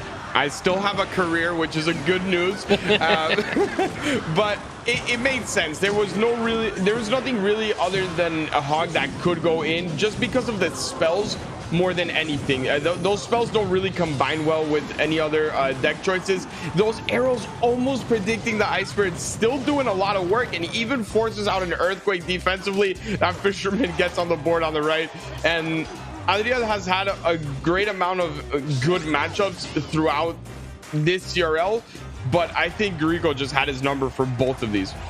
Yeah, well, this is definitely an interesting choice in this one, and you know, it's one of those ones you talk about matchups. It's in what world does this become a good matchup, right? This is a strange variation of Hog EQ, and Fisherman going to go to Skeletons though, so some pretty significant Hog damage on the left-hand side. Yeah, that is a lot of Hog damage, but this is the problem. How are you going to deal with that flying machine? He has to Tesla up high, and now that leaves a little bit of free reign on the right for Hoggies, and this is a very dangerous push. Fisherman is even going to tank those Skellies early on, and I think he got away with the fact that those arrows didn't hit the Wizard, because you might have seen an arrows fireball combo and then just free Hoggies on the board. And now it's the EQ cycle. We're in triple elixir. This gets very, very interesting. This gets really scary if you are Grieco here. I'm not sure if they're going to call it a caster's jinx from me. I'm sorry ahead of time, but this is looking a lot better than I think you and I both expected for him. But here we go. Flying Machines 2 on board. How are you going to deal with the right-hand side one? The left-hand side one is fine, but look at that damage. Wow, the Wizard survives, but MK and Fisherman both working on the Hog Rider. Hog Rider does not get a shot. 319. Piggies to the right-hand side. Mega Knight to the left. MK leaps on in. Fireball down. This is absolute pandemonium. Valkyrie trying to hold on. Arrows in. That's going to be it. Grieco gets it done. Celebrates in style. Adriel nearly pulled off the deck of the week. Yeah. And, man, I'm sure people will be trying that on their own now. They're like, could that actually work? I mean, I'm not brave enough to go with it, but Adriel did it for a match in a let's keep this in mind. This wasn't a random ladder match or a grand challenge. This was a $6,000 match. Went for it, still walks away with 4K, but man, what a wild choice. Props to him for trying it. I love to see it, and he has nothing to lose. Obviously the money is a lot to lose, but in the sense of he's not really qualifying for anything, so I don't mind this deck choice. And the fact that he almost won shows the level of play, because that was not an easy match at all. He dealt with all the flying machines with those high Teslas, forced him into opposite lanes, always had the Valken cycle for the Mega Knight. Beautiful play overall, and he was one hog hit away from winning that, and that hog hit was so close to being there. It was, I mean, that hog hit could have changed everything. That the hammer was in the air. That's one of those moments where you kind of hold your breath for a second and you're waiting, hoping that that hammer comes down in time. Just barely didn't. And Grieco walks away with the 2-0 win, a spot in the top 3 and a chance to go and compete for that monthly championship. So a great performance there from Grieco, a gutsy one from Adriel, and as you said before, we expect to see him again next year. But I mean, these deck choices, talk to me about this mentality here, Eric. I mean, it's you're talking about, hey, he's not playing for a spot in Worlds. He's, you know, it is just the money, but both of these very, let's call them weird. I was trying to go for unconventional, maybe a better word here. Yeah, your vocabulary is 10 times better than mine. I stick to 3-letter words with odd. But yeah, it is. You're 100% right. I would never be able to predict either of these decks being played. To be honest, Grieco just went classic decks overall, archetypes, what's working in the meta, and maybe Adriel just tried to catch him off guard, respecting the skill coming out of Grieco, or maybe he just wanted to see if it worked. How much can I get away with in CRL? This is his first CRL. He's trying new things, getting used to it, and it could be maybe a good reality check. Like, all right, when I'm going up against people like Grieco and higher in these top player, maybe I should just stick a little more to what I know works. Well, and look, this certainly has some good counter ability to the Royal Hogs, and maybe that's what he was thinking was, hey, if I get Royal Hogs in game 1, this is a nice situation, and then move on to game 2 here with those decks, and maybe it was, hey, I'm going to go ahead with this Valk Wizard variation for game number 2, which could potentially and nearly did succeed against Royal Hogs. Yeah, the thing is, if he's expecting Royal Hogs in the first game, then what is he expecting in the second game with this deck? I'm not too sure. I think if the Flying Machine wouldn't have been in Gariko's deck, he wins this. Adriel wins this. It just forced out the Teslas way too many times up high, got them out of cycle, and then just, like you said, even if you have Valk, it is not enough against the Hoggies. So the Valk was going over onto the Mega Knight, the high Teslas, and then these Hoggies would get straight onto the board. And even though he has Wizard, you saw so many times he would combo it with the arrows, so the Ice Spirit would go down before it could freeze those Hoggies up, and all that chip damage just accumulated. So a nice 2-0 for Grieco. Adriel, we'll see you back in 2022. But for now, it is the Japanese player moving on here to our lower bracket finals. Top 3. The winner of that best of 3 will get $10,000 and a chance for 20 against higher. This is so fascinating. You kind of have 3 different stages in Clash Royale, right? You have the longtime veteran, has played in every single CRL in higher. You have Grieco, who has been an up-and-comer for a long time, and then Arden Toas, who this really is the year where he's just sort of starting to have his breakout here in the second half of 2021. So 3 stages of their career, and either way it shakes out, it's going to be a very, very fun option. But, you know, Eric, we've been through a lot today and a lot this year, but we have a lot more coming up. Of course, we have our Clash Royale League World Finals, and a lot of our competitors have already secured their places in those worlds. So let's go ahead and invite back on Andrew Guy and Joshua Okrap Sharon. We're going to take a look at some of those top players who are going to be appearing in Clash Royale League World Finals and talk about some of their chances. Guys, this is going to be a really crazy World Finals. The first thing, it does look at that top 24, and I'm going to start here with you, Josh. It feels like that top 24, after all these points, after all these competitions, after all these months, that does feel like it's an accurate representation of the top 24 players in the world. Yeah, I mean, obviously, there's a few unexpected players, but for the most part, I mean, it is exactly what we knew was going to happen. The only, I think it was the top 12 that I saw. The only thing that I didn't expect was how the players were positioned in that. You know, you have Ruben, you have Muhammad Light, you have Lucas, you have all these players that we've expected so much out of them from this year, and they were able to go through with it. I mean, just talented players were able to show up every single month, and that's why they're there. I mean, certainly a whole lot of talent on there. Eric, you know, it does feel like Muhammad Light is the front runner. I don't want to put words in your mouth and say that he is the front runner. I'm going to give you kind of a 2-part question. Who do you think is the front runner? Is it Mo? Is it Lucas? And who is your wild card pick out of people who we know are going to be in World Finals so far? So yeah, front runner Mo. I'm a fan of Mo. Everyone knows that. But there is a little, I don't know if you could call it wild card. I'm kind of using this wild card on someone that most people expect to win anyway, but it's funny to me that a lot of people have this year say Ruben's not as good as he used to be. Ruben might be a little bit washed. Washed Ruben is 5th place on the leaderboard, right? And when it comes down to World Finals, you do not want to go up against Ruben. He showed it last year. It was one of the best World Finals performance I think anyone has ever put on.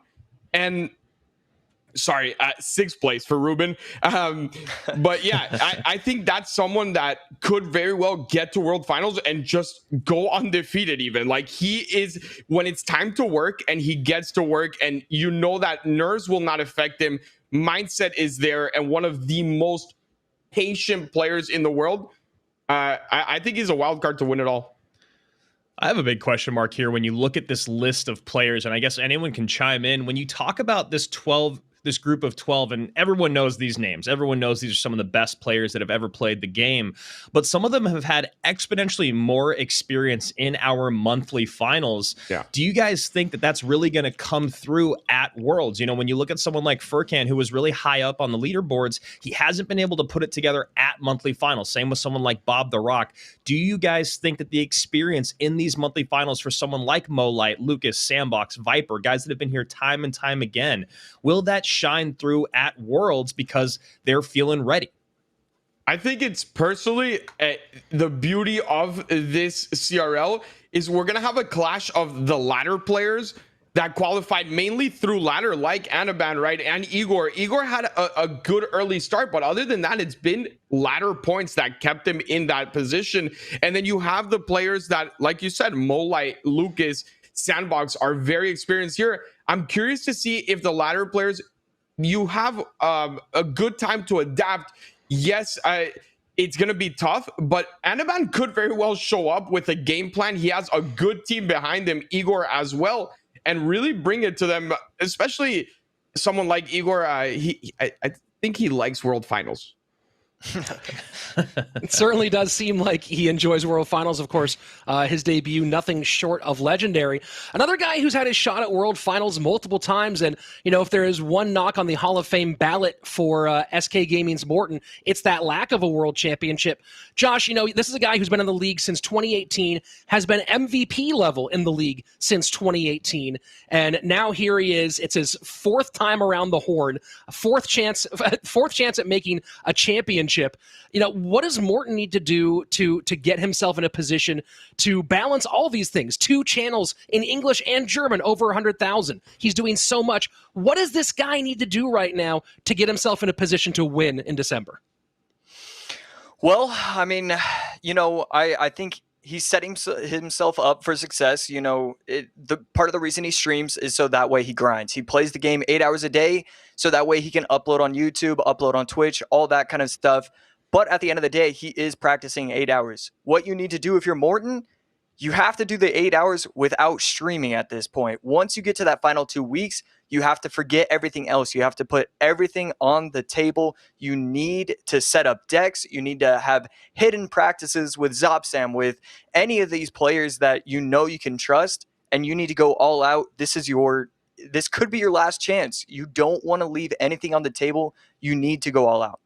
Okay, well, So we'll have Josh more. and Rich. We'll have more information on World Finals here in a little bit later today, and we'll talk about this a little bit more later today, but we are getting ready to move into our lower bracket championship. So Josh and Eric, we'll see you guys in a little bit. Andrew, you and I get to do the fun stuff here. 2 back-to-back matches for $10,000 and then $20,000. So this is going to be a big one. And I don't know about you, but seeing these 2 rookies who've been so good, I'm excited for both of them, and also dreading both of their chances against Higher with an extra life to give. Higher has been playing so exceptional. I love what you and Eric were talking about with his deck choice. You know, a lot of these guys just kind of go with what's in the meta or what you think should be the 8 cards that make up that specific win condition, that specific archetype. Higher is thinking in the future. He's playing chess while people are playing checkers. He's thinking about what they might have played earlier on and how these decks are going to match up against what spells are missing specifically. That really does seem to be like the thing that has been, or kind of the integral part of so many of these game 2s and game 3s. It's all about what's available spell-wise. I mean, we started our day off with someone like Bob the Rock, who had 3 different spells in his deck, but when you go up against that many pieces of bait, you just can't keep up. And then you saw later on how Adriel was kind of struggling with the deck that he'd brought out, trying to make up for that spell power, if you will, with cards like Wizard. So I think what's really, really interesting here is about not only do you have to play perfect Clash Royale, but if you're going to go up against someone like Higher, who you and I have watched for almost half of a decade now. It's crazy to say that out loud, but seriously, we've watched him for almost half of a decade. He has always been one of the most intelligent guys that comes to play. Well, intelligence on the side of Higher, experience there as well. But right now we have Arden versus Grieco, 2 very, very young players. I believe they're both still 16. I don't think Grieco has turned 17 yet. And man, 2 young guys. And it's interesting to talk about some of their mentality stuff. Grieco, of course, we've seen him with Mortar, very talented in Cycle. We've also seen him celebrate, but we haven't seen him in a bad mood. Whereas Arden Toas, as we've seen the wagging the finger at the camera, we've seen him wear his heart on his sleeve a little bit. I'm curious about your thoughts on the positives and negatives of that kind of passion. It all just depends in my mind on how Arden Toas is taking those moments. Is he having fun with the fact, the wagging of the finger at the camera? Is he able to look or sit back and go, all right, my opponent outplayed me, or I made some mistakes. That's okay. I'm going to let everyone know and I'm going to move forward. Or is it the type of thing where he starts to get in his head? Because one of the things about Adriel, who was just eliminated by Garico, was that it seemed like no matter how his games were going, no matter what happened in the prior 5 minutes, these next 5 minutes are all about opportunity and taking advantage of those. So I actually kind of like the showmanship that we're seeing out of Arden Toas, as long as it doesn't affect his mental fortitude, which is something that we've seen so much from Miku or Garico, as he's such a smart player. He's having a good time. You even said it on broadcast. He's like, I think he's kind of laughing at what's come out here. Does he know exactly what this deck is? We're at CRL. Why is Wizard here? But he's still dialed in. And when we look at what he did in, I believe, our 4th or 5th month of our monthly finals, he was a 7th and 8th place competitor. Now, while that doesn't always translate through to your skill level, as we saw with Lucas getting eliminated early this month, I still feel like we've seen him mature so much over the last 4 months, the last quarter of the year. Well, you talk about comparisons, Andrew, and Miku is someone that's been compared. Miku has been compared to Mugi a little bit, maybe being the next Mugi, if you will. Arden Toas kind of reminds me in some ways of a young IMJP. I knew you were going to say it. I absolutely knew you were going to go to IMJP, and I completely agree with you, man. I love the passion that's coming out of him, but one of the things that IMJP has learned to do over his career is temper that emotion. You still see it at the end. We all know that famous video when Queso won World Finals of him yelling Vamos after some of those great plays that he did. Him and his teammate Ruben really did carry the team at Worlds, and that's something that IMJP has able to lock down. He's still got the passion, but inside those 5 minutes, he's dialed into CR. Flying Machine high here. Inferno Dragon will wreck it. You see Arden tip his hat there a little bit, then Garico the same thing, knowing this is going to be kind of a wash here, although Garico does come out a little bit ahead on Elixir, chooses to sit and hold and go for the reset. Yeah, Garico's going to have a hard time breaking on through with that balloon. When you look at all the options out there for Arden, he's got the snowball to knock back. He's got the zappies to really slow down. So it's going to be about layering his defense to wait for that freeze to come down, to get those last-second responses in, to make sure that those balloon connections do not happen. And the other great benefit that he has is he can focus on dual lane pressure, which is something that you need to do when going up against this matchup. We saw someone earlier take advantage of the fact that there's only 3 cards that really have a presence on the ground. Those E-Barbs could be trouble. And you see the E-Barbs being trouble there. 2 shots from the Elite Barbarians on that right-hand tower. And that's a pretty big lead here for Arden. And Garico grimacing a bit with that King Tower activation. He is looking like he's playing Bowler Loon Freeze, so maybe it won't be as impactful. Just one more layer, you know, one more thing to kind of add in to help that balloon off the board. Even if it's a last second shot from the King Tower while it's slowed down, Arden's going to take any help that he can get. Well, it does also force the freeze to be played more often on King Tower as well, so making it harder to get troops frozen alongside that Princess Tower. So very curious battle, but right now it's Arden way in the lead here. Yeah, and Garico again with the tilt of the head. They're not happy about all the value that this Flying Machine is getting. Talk about value. That Flying Machine locked onto the tower. Nothing on the Flying Machine until this Inferno comes down late, and it gets retargeted by the Zappy. Man, what a horrible set of interactions for Garico, or a beautiful set if you're rooting for Arden. The NATO was really interesting there. I wonder if that NATO was a misclick or what was going on. Maybe he meant to be playing his freeze there, because I don't really understand pulling the Mega Knight and Flying Machine deeper in that situation. So I guess that's my expectation, but either way, it's Arden coming out with a win here in game number 1 in a dominant fashion. So, Rich, I'm going to throw it right back at you. The same question that you asked me, but I want it to go the other direction. When you talk about emotion in this game, we didn't even see Arden's face. It was the top of his head. He was locked in. No celebration when he wins. It seemed like Garico was actually more in his head all throughout that game. We saw him shaking his head, not liking the matchup, not liking what was going on interaction-wise. You even see it right there in the replay. Do you think Garico might be getting into his head? This is a $6,000 matchup, but also the guy that goes on is a minimum of $10K in their wallet. Yeah, I mean, you see the big breath there as well. And just, I think this is one of those situations where everything goes wrong. And it's hard not to feel that when everything goes wrong in a matchup.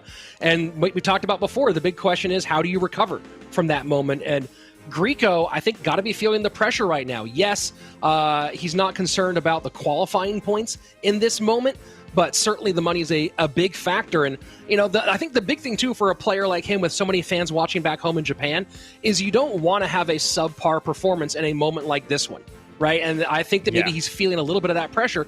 So this is just a take a moment, regroup, and figure out how to come out cleanly. I think the big thing here is going to be about matchup in game number 2, not from a result standpoint, but when he sees the first 2 or 3 cards, does he feel like it's a close or winnable matchup, or does he feel like he's in a whole lot of trouble? And if he feels like it's even getting to that 30-70 range, that's where I think we might see him wear those emotions on his sleeve again.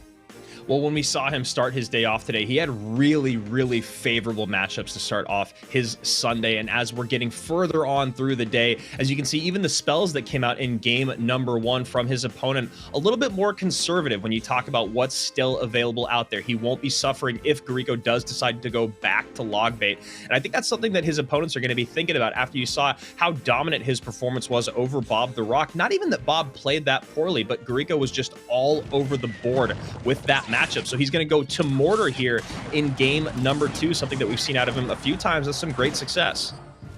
This is interesting because it looks like Arden might be going with Royal Giant potentially here. And, you know, it's such an interesting thought because it is Mortar minor, so that's going to give Grieco a lot of chance to get on tower. But Mortar, if he is playing log here, does a great job with that single target DPS of the Musketeer of shutting down RG. And we only saw Arden run Royal Giant one other time this weekend, where he had some great success over Bob the Rock in our last matchup of the day yesterday. So we'll see if that's the direction he does decide to go. We see Royal Ghost and Mother Witch out here in support. First minute away, and Mortar switching lanes already, and we're going to see Grieco do this a whole lot over the course of this up to 5 minutes. Yeah, just trying to poke and prod where he can, get his opponent to overspend. Does get a Mortar connection here, should only get 1 shot. Oh, nope, gonna get a second shot with that Fisherman going off. Mortar is the card that does that more than anything. There's so many times when you go, there's no way that second shot, and then you see the Mortar die, and the actual Mortar shot come out of its death towards your tower. It's so frustrating. I like the support here with the Mother Witch, as you know that there's not a lot of great options that can come out to take out that Royal Ghost. And so the Mother Witch in tow is going to make it so those Spear Goblins always have to be coming down second. So it's going to always be an overspend or very close to even spend there. But you see all the damage that comes in on Grieco's side. And again, it does seem like he's in his head a little bit, not excited about some, little bits of damage here and there. It's still early in the game. And that Fireball just keeping Mother Witch off the board a whole ton. Mortar is going to retarget as soon as this doesn't get it in time. Royal Ghost does get aggressive. So here we are in double Elixir. And so far, it is Arden with a slight lead after that damage on the right-hand lane. And this felt like a good moment for Grieco to get that Miner on tower, get a little bit of chip in. Musketeer not able to get on as that Mega Minion's hanging out just in front of the Princess, and we see our first defensive Mortar come down. Yeah, maybe expecting WinCon push here, but Arden instead playing it a little closer to the chest as the log goes in the left-hand lane and gets the Spear Goblins off the board. He's just getting so much value out of that Royal Ghost every single time. It's such a nuisance for Grieco to deal with. As again, like I said, there's not a lot of great responses there, and the RG just getting, or the Royal Ghost just getting so much value or demanding so much attention. And log again and does get the Mortar. What Arden's doing a great job of right now, and there we go with the Royal Giant to the right-hand lane. Arden's doing a great job of knowing the exact amount of damage needed to get that Mortar off without that last shot going to tower. So far, he's been great at it. The question is, can he keep that up? And that's really why he's able to Royal Giant up in the back, is he's making perfect Elixir trades across the board. And look at that, lightning in on top, Royal Ghost behind, RG coming through. And while he's not going to get a lot of damage here, Rich, he is able to set himself up for a great next push. Right now, Grieco spending so much Elixir as Arden is able to ramp that Elixir up and creating more and more pressure here with the Mother Witch. To the booth there, go back about 10 seconds and pull that moment where the Electro Spirit snuck in behind a one-shot Royal Giant, reset the tower onto the Royal Ghost as it went visible, and ended up getting 2 shots, I believe, maybe even 3 on that right-hand Princess Tower. The timing of that Electro Spirit was absolutely amazing. Yeah, that's like one of those interactions that you don't even think about until you see it in the game. And what a beautiful sequence there for Arden, who has just been completely in control for this entire set. Mortar down with some protection this time. Fisherman to pull in the middle. And again, RG at the bridge, knowing that Mortar's out of cycle, but Mortar should be back fairly quickly here as the E-Barbs come out on defense. E-Barbs out on defense. We don't see a Lightning come down. Royal Ghost coming through right behind. E-Barbs still have a little bit of legs left, but Gariko still just not able to create a lot of pressure. And that Mother Witch keeps getting so much value. Oh, and a great Lightning to get both the tower and the Musketeer, and that was some veteran play there. Arden not playing the Lightning in that offensive push earlier, knowing that that would have been an overcommitment, and then instead turning it there with some tower damage and troop value. Miner plus E-Barbs coming in. E-Barbs, though, not able to make their way to the tower. That was kind of a last-ditch effort for Gariko, who will end up walking away with the 0-2 performance, and you can see it on his face. Arden Toas going to our finals against Higher. And a chance to get that redemption, needs to win too. But man, that was, we talk about rookies being here, talk about your mentality. And one of the things we see young players do a ton is get that horse to the barn syndrome at the end. They see the tower in trouble and they just push, push, push. The maturity he showed in that push on the right-hand side, not going with the Lightning against the E-Barbs that second time, saving it, making sure he controlled the board more and didn't overcommit. That was veteran play from Arden, and that was the kind of play that got him $10,000. I love it. You see a lot of lesser players come out with the Royal Giant against Mortar early on just because they know it's going to stop the Mortar, but it's a -2 trade every single time, and your opponents can really build nice counter pushes. What I loved what Arden did was he completely controlled the game, to steal that word from you. He completely controls the game with basically just his Royal Ghost, his Fisherman, and his Mother Witch. Then, once we get into double elixir, once we get into triple elixir, he gets more and more aggressive with those Royal Giants, but he never overspends. He's always got enough to deal with those elite barbarians, which is something you always have to think about when they are in play. We saw it go a little crazy there at the end, but Arden was always able to hold on to the control. We saw a full sellout push from Gariko, Miner plus E-Barbs plus Fireball, and Arden made sure that he never overspent. He controlled the center of his side of the board, and he got those Royal Giants out where and when he needed to. Beautiful, beautiful stuff from this. I want to call him a rookie because he is one, but he's playing so mature right now, Rich. Yeah, this is really, really impressive. We talk about the IMJP comparison, but JP in his first season of CRL was a lot more high risk, high reward in his gameplay. Right there, the kind of moments that JP might have gone for back then. He gained a lot of maturity over time. To see Arden making that kind of mature decision at this young age, at 16 years old, that's one of those things that makes me excited for this guy in 2022. So Arden here in game number 1, a lot of cycled zappies in the back when he didn't have other options out there. A great use of the King Tower activation just to add a little bit more defensive presence, but he really didn't need it a whole lot. He was just kind of in the driver's seat for this entire game. Gariko was not able to just slow him down the way he needed. A great Mega Knight came in at one point. And then when you look at game number 2, which we just saw there, you love to see it, Rich, or at least I do. Mortar in control. Yeah, I mean, Mortar Miner certainly back now in this meta. We didn't see much of it in the previous 3 months, and we're seeing a lot of it now. And this was just a really, really well-played game by Arden. Good measured placement, good measured timing. That Lightning ended up being a huge factor in the game, but a factor he didn't lean on in the wrong moments, and that's what got him the victory here. Yeah, exactly. Again, never using those 6 elixir cards when he didn't need to, never reaching for it, which, like you and I have said so many times, we've been here for so long, we've seen guys at the highest level just get a little too excited. So there we go. Those are our grand finals. A guy that you maybe never have heard of before this weekend, in Arden Toas, who has been slowly making a name for himself here in 2021, and Higher, a guy that's been around as long as you and I have, Rich, finally here at the end of the CRL monthly final with 2 lives to give.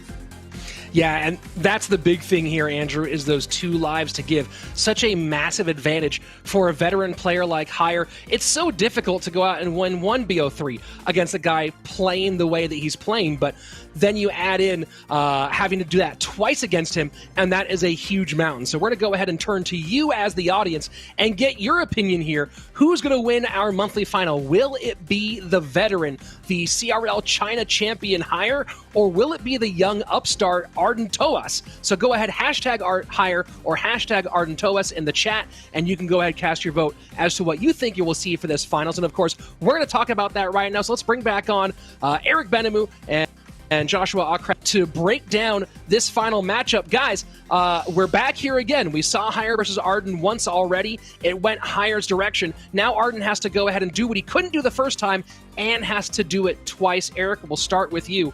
What do you think of Arden's chances? And if you're his coach here, what are you game planning against Hire?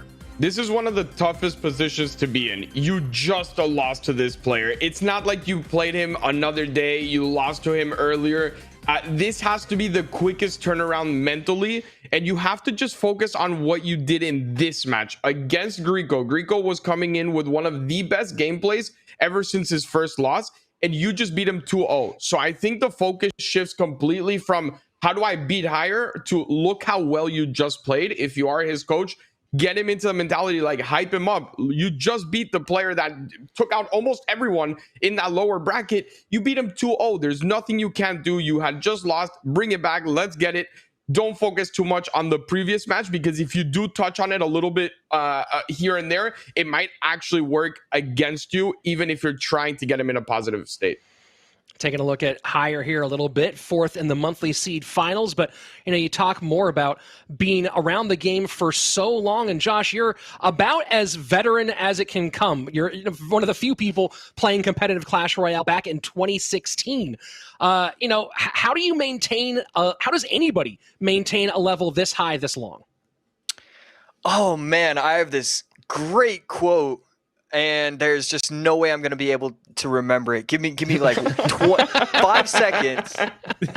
It's something about like discipline taking over when you are enjoying it, or something like that. But it has everything to do with you need to have discipline. It doesn't matter if you're tired. It doesn't matter if you don't want to play in this meta. It doesn't matter. You need to be disciplined. You need to be practicing. There's a reason why players like Pompeo, Hire, they're still so successful now, because they are so disciplined and they want it more than anybody else. When you guys talk about composing decks for going into the grand finals, Eric, I'm going to go to you first because you've had to be in this position a lot as a coach. You don't game plan against Hire. You can't really pick what deck he's going to run, at least based off of what we've seen here and what we've seen in the past and what you were just saying. So what does Arden do? What does he bring to play here? Does he just go strictly comfort? Does he try to go innovative? What do you think is the safest route as a coach? What would you recommend for your player going up against someone as unpredictable as Hire? So when you go up against Hire, at least the strategy that we had is one, he has a very, I don't know if it's him that does his analysis or a full team behind him that does it, but he's also really good at analyzing who he's going up against. So I think the key component here for Arden Toas is never leave your comfort deck for that third option, because if he realizes that you haven't used it yet, he's going to go after it. You're going to be in a very bad position. If you want to use that comfort deck, I would start off with it in game number 1. I actually think, as predictable as that looks, it is usually the most unpredictable play. So that is where I would go with Arden Toas. And other than that, maybe try to surprise Hire with some of his own tactics. I wouldn't mind him actually using something like the Giant Skelly RG deck that Hire brought, because it's one thing to know how to play it. It's a different thing to know how to play against it. And not a lot of people are using it. So Hire hasn't seen a lot of looks against that type of deck. And Josh, one of the places that you've been a lot is similar to Arden Toas. You've been on the podium during a number of elimination matches, these moments where it's do or die right here. You've been in that conversation. Was there anything that you did or that you would say on the podium with yourself, with your teammates, to prepare yourself to know that every single game is fighting for your life? Well, the mentality that I have, and I was blessed with teammates who had the exact same mentality. We believe we're winners. We believe we're the best every single time we go up there. And so You know, you don't want to be too aggressive. You don't want to get out of line, but you want to know that you are the better player. Even if you're not, you still have to have that mentality.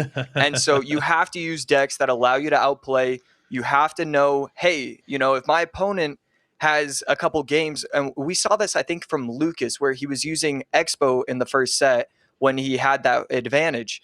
Your opponents might run something, or, you know, some decks that are kind of crazy. So let's just use decks that we understand, that are slightly innovative, that are good with the meta, and just know that if we play well, we can win. So we're going to be going to our community vote here in just a couple of moments. But first, let's go around the horn. And I'll take the bullet here. I believe in Arden. He's a really talented player. I can't wait to see more of him in 2022. But I'm going to say my vote here is you're not going to beat Higher twice. That's a very, very difficult task. I'm going with Higher here. Let's go counterclockwise here. Andrew, your thoughts? I'm going with you, man. I think Higher. I've rooted against him too much. I was wrong a lot yesterday. I don't want to be wrong the entire weekend. I'm going Higher as well. Eric. Yeah, and just I want to thank you for going counterclockwise. That way I'm in a position where I don't leave Andrew bad. I'd rather leave Josh in a bad position here to pick Arden Toas, because I am picking Higher. So now it's on you, Josh.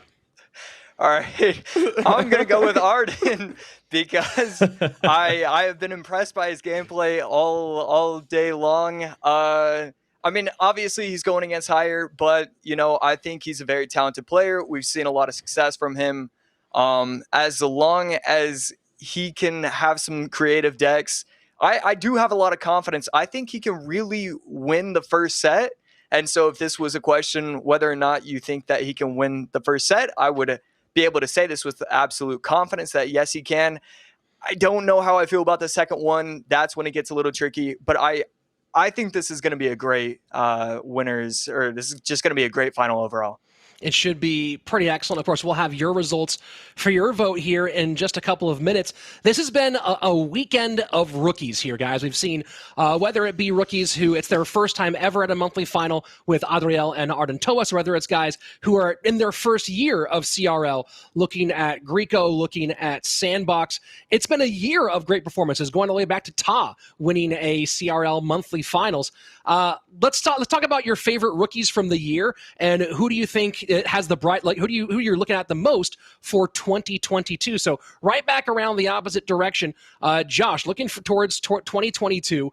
We're going to see Arden Toas again that year. We're going to see Adriel again that year. We have had a lot of big performances this year. Who is the breakout star who you think has you're looking forward for 2022 to have the biggest year? I mean, it feels like there's a lot of recency bias, but I really have to say Adriel. I think he's a phenomenal player. Yeah. He's not a real rookie. I mean, we know how talented he is. He's been able to show up before. I think it's hard to go with anybody else because of how talented, how calm he has been. Obviously not able to win it this month, but I mean, such a strong showing this month. He has to feel great. I saw on Twitter he was thanking his analysts. Like, it's obvious that he knows that this is just the first step for his journey, and so I have to say him. Eric, we'll pass that same question on to you with a little bit of a spin on that one. You know, one thing we have to keep in mind is that one of those rookies, Sandbox, is top 5 in the world right now. Still young, still a great player. So putting that in context a little bit, you know, you're someone who's had a rookie who had a great breakout year and then had kind of struggled afterwards. How do you, with a guy like Sandbox, go ahead and maintain that and carry on from what this is into 2022? The hardest part is after such a great start, if they go into a little bit of a slump, it's how to get them back motivated. So I think that is the big deal with Sandbox going into the next year. It is very difficult to replicate a year this successful with how many good players there are in Clash, right? And as long as he can understand that and be okay with possibly a top 10 and then fighting a World Finals, he should be okay. I think Sandbox for sure was the breakout player. I wasn't sure if I could answer that going into next year just because he already did it this year. But the motivation aspect of it is the biggest factor in players that have a lot of success early on. We've seen it not only with Igor, with Lapo as well, right? They had so many accomplishments early on that when you don't reach it, it is a little bit unmotivating. And Sandbox does work with a great team. Obviously, Tribe is one of the most supportive teams, so I'm sure they'll be there with him. And I expect a big year out of him. But Josh, I'm with you, man. Adriel has been waiting for this moment for 4 years.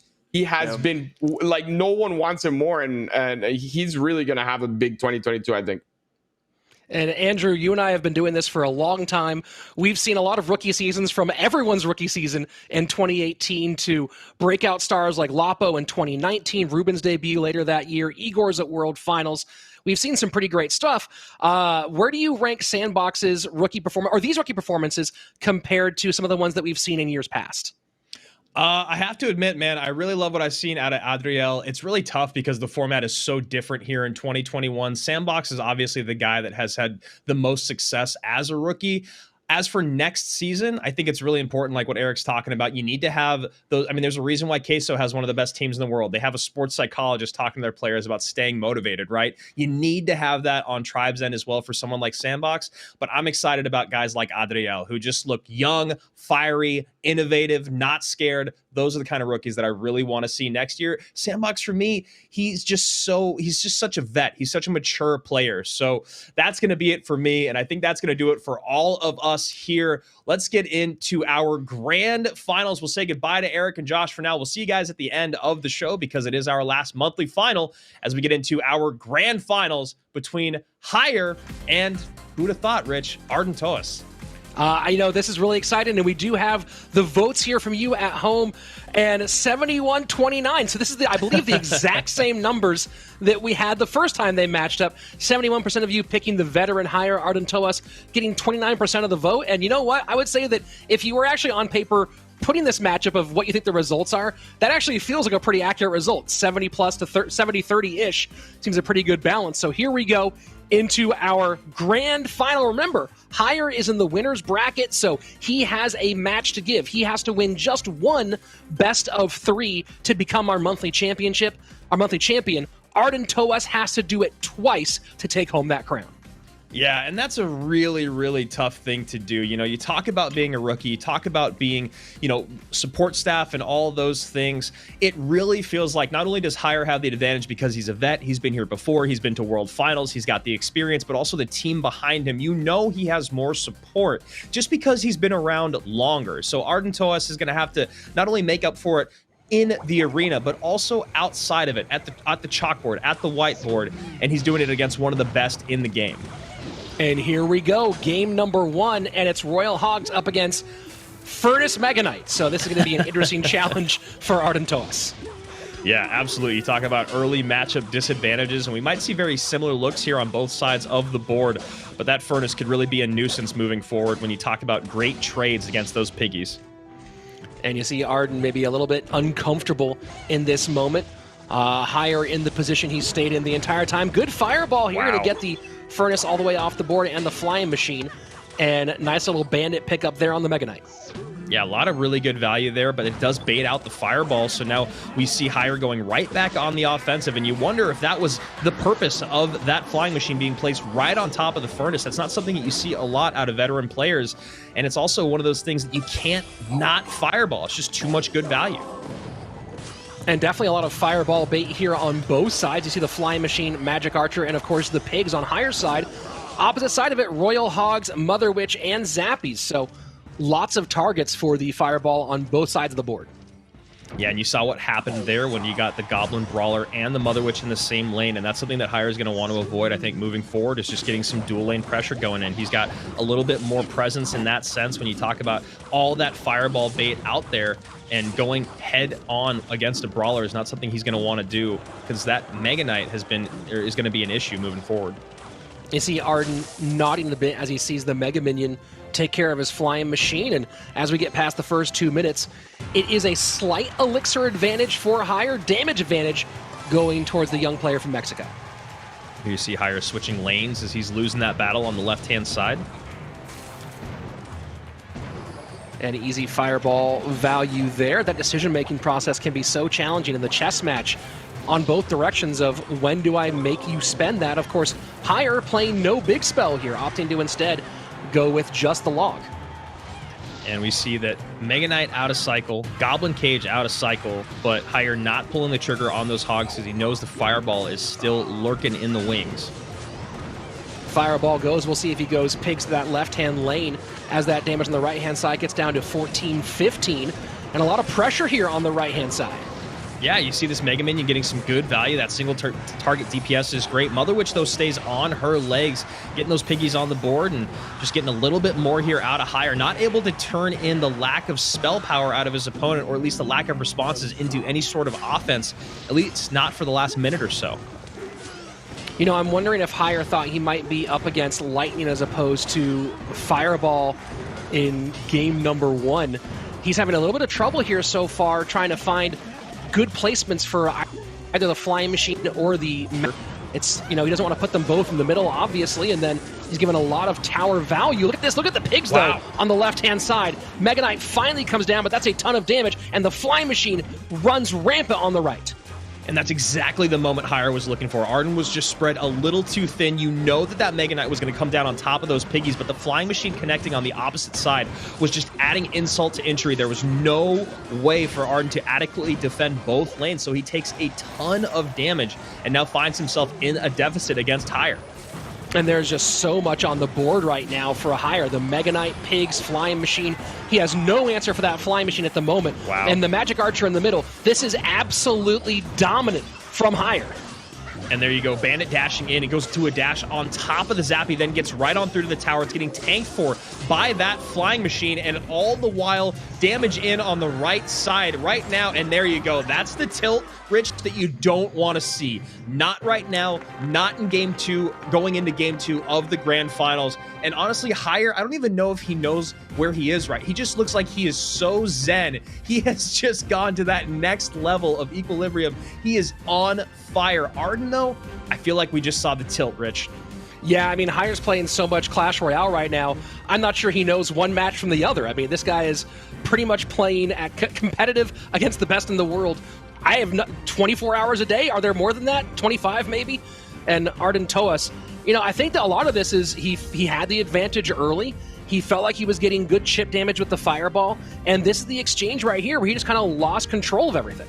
I'm so glad that this is right where I'm getting to take over speaking in our highlights, because that was the moment Hire was waiting for the entire time. And that shows how much of a veteran he is. That shows the experience. That shows the level of patience that you see right there. Magic Archer lines up at the end, and that was right after that massive pileup. Bandit dashes through, Flying Machine in the middle, then Magic Archer in the middle. And that was just exactly what you're supposed to do in that matchup. Arden, he was hot, he was heavy early on, but he was also overextending himself every single time to just get a little bit of damage here and there, maybe 100 here, 100 there, and it was starting to add up. But when you talk about Hire waiting for the correct moment to strike, it doesn't matter if you're taking a few or several hundred damage here and there. He went all in, and from that moment on, Arden was on the back foot. And that's just a great recognition of cycle and, more importantly, Elixir. Yeah, I mean, look, Arden just had, early on, was making good decisions and getting good value on the Fireball. But as it got later in the game, you saw twice. At one point, he didn't have any answer for the Flying Machine, just ruined that right-hand tower, and then later had nothing for the Magic Archer, and then ended up killing the tower. And that was great stretching thin there. That was great veteran play from Hire. And now Arden, you saw him finish with the palm to the face, and now he's in a situation where he has to win 2 to stay alive. And remember, folks, if you're watching at home, Arden has already won $10,000, but he could win $10,000 more. This is a $20,000 championship, a $10,000 moment for the young man. Yeah, I mean, and you get to talk about the guys that you beat along the way, and already you see him shaking his head, and I'm telling you, man, that is not the mentality you want to see Hire. And I love that you called it a plasma screen yesterday. It actually made me laugh out loud. He is playing on that massive tablet, and he's just emotionless, which is my favorite thing to see out of a player while they're in the middle of a game. There's just nothing more important than staying dialed in. That's exactly what we've seen out of Hire. So here we go. Miner going to go to the Magic Archer, absolutely. And then Arden just beside himself already. I mean, look at him, man. And that's the veteran play coming through, and the inexperience from one player as opposed to the other. 6 Loon with Miner for a Hire, and Arden. Hire throwing the good game out. Arden just super frustrated. And look, we've all come up unlucky in Clash Royale. We've all had tough moments, and I think this is maybe a part of this one is that maybe the cards he needed were buried in that hand. But man, he is absolutely frustrated, and this is one of those things where he's going to have a few months to sort of figure out how to deal with these moments and come back stronger in 2022. Yeah, you talk about starting hand there. You look at where the Ewiz is played. You look at where the Magic Archer is played. And also you look at the overspend early on. The fact that that Miner was able to get right on top of the Magic Archer would have been maybe a little bit of saving grace to help with that splash damage that he needed, that piercing damage to get the 6-man off the board. But, you know, there's only 55 seconds remaining between Hire and his first monthly championship, and what a great way to end our monthly finals with someone like Hire, a vet. And even right there, great snowball. Make sure the Magic Archer stays off the board. Ram Rider in. Hunter played very much to the inside. Cage will pick up. This is a lot on the board. I don't know how much damage he'll get from it, but the Ram Rider does actually connect, and Arden Toas is spamming pretty hard on the right-hand side, but now that gets shut down, this is probably going to be it, although Arden doing his best to get back in it. And you see the reset there with the snowball still allows that Magic Archer to get a few piercing shots in, and Arden making this look a lot closer than it felt in the game. 14 seconds remain between us and our next monthly final champion in Hire. He just needs to get his cage out here to defend, and that's it. That's going to be a GG. Does he get the triple on the end? And he does. What a way to cap off a monthly championship. There's the fist pump, the emotion from Hire. Walked away with a monthly championship and $20,000. That is an unbelievable capper to an insane 7 days. You talk about, I guess, 8 days. Talk about what he did last weekend, where he qualified. He and Team China won their competition. He placed again, and then to do what he did this weekend, he already won a tournament, and then he wins this. This is one of the great 8-9 day runs in Clash Royale history. I'm telling you, that is a bad man right there at the bottom of your screen. Emotionless, locked in, reaching his peak level right before we're going into World Finals. We've got just a little bit time between now and then for him to fine-tune those skills.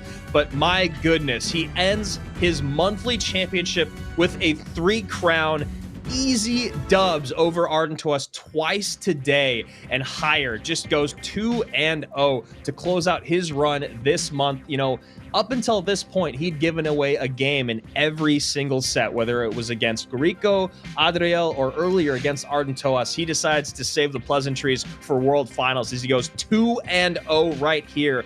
And I know I speak for both of us when we say it's really nice and exciting to see someone like Hire get his moment in the light right now. Well, I mean, you talk about final form, and it seems like Hire has certainly reached it.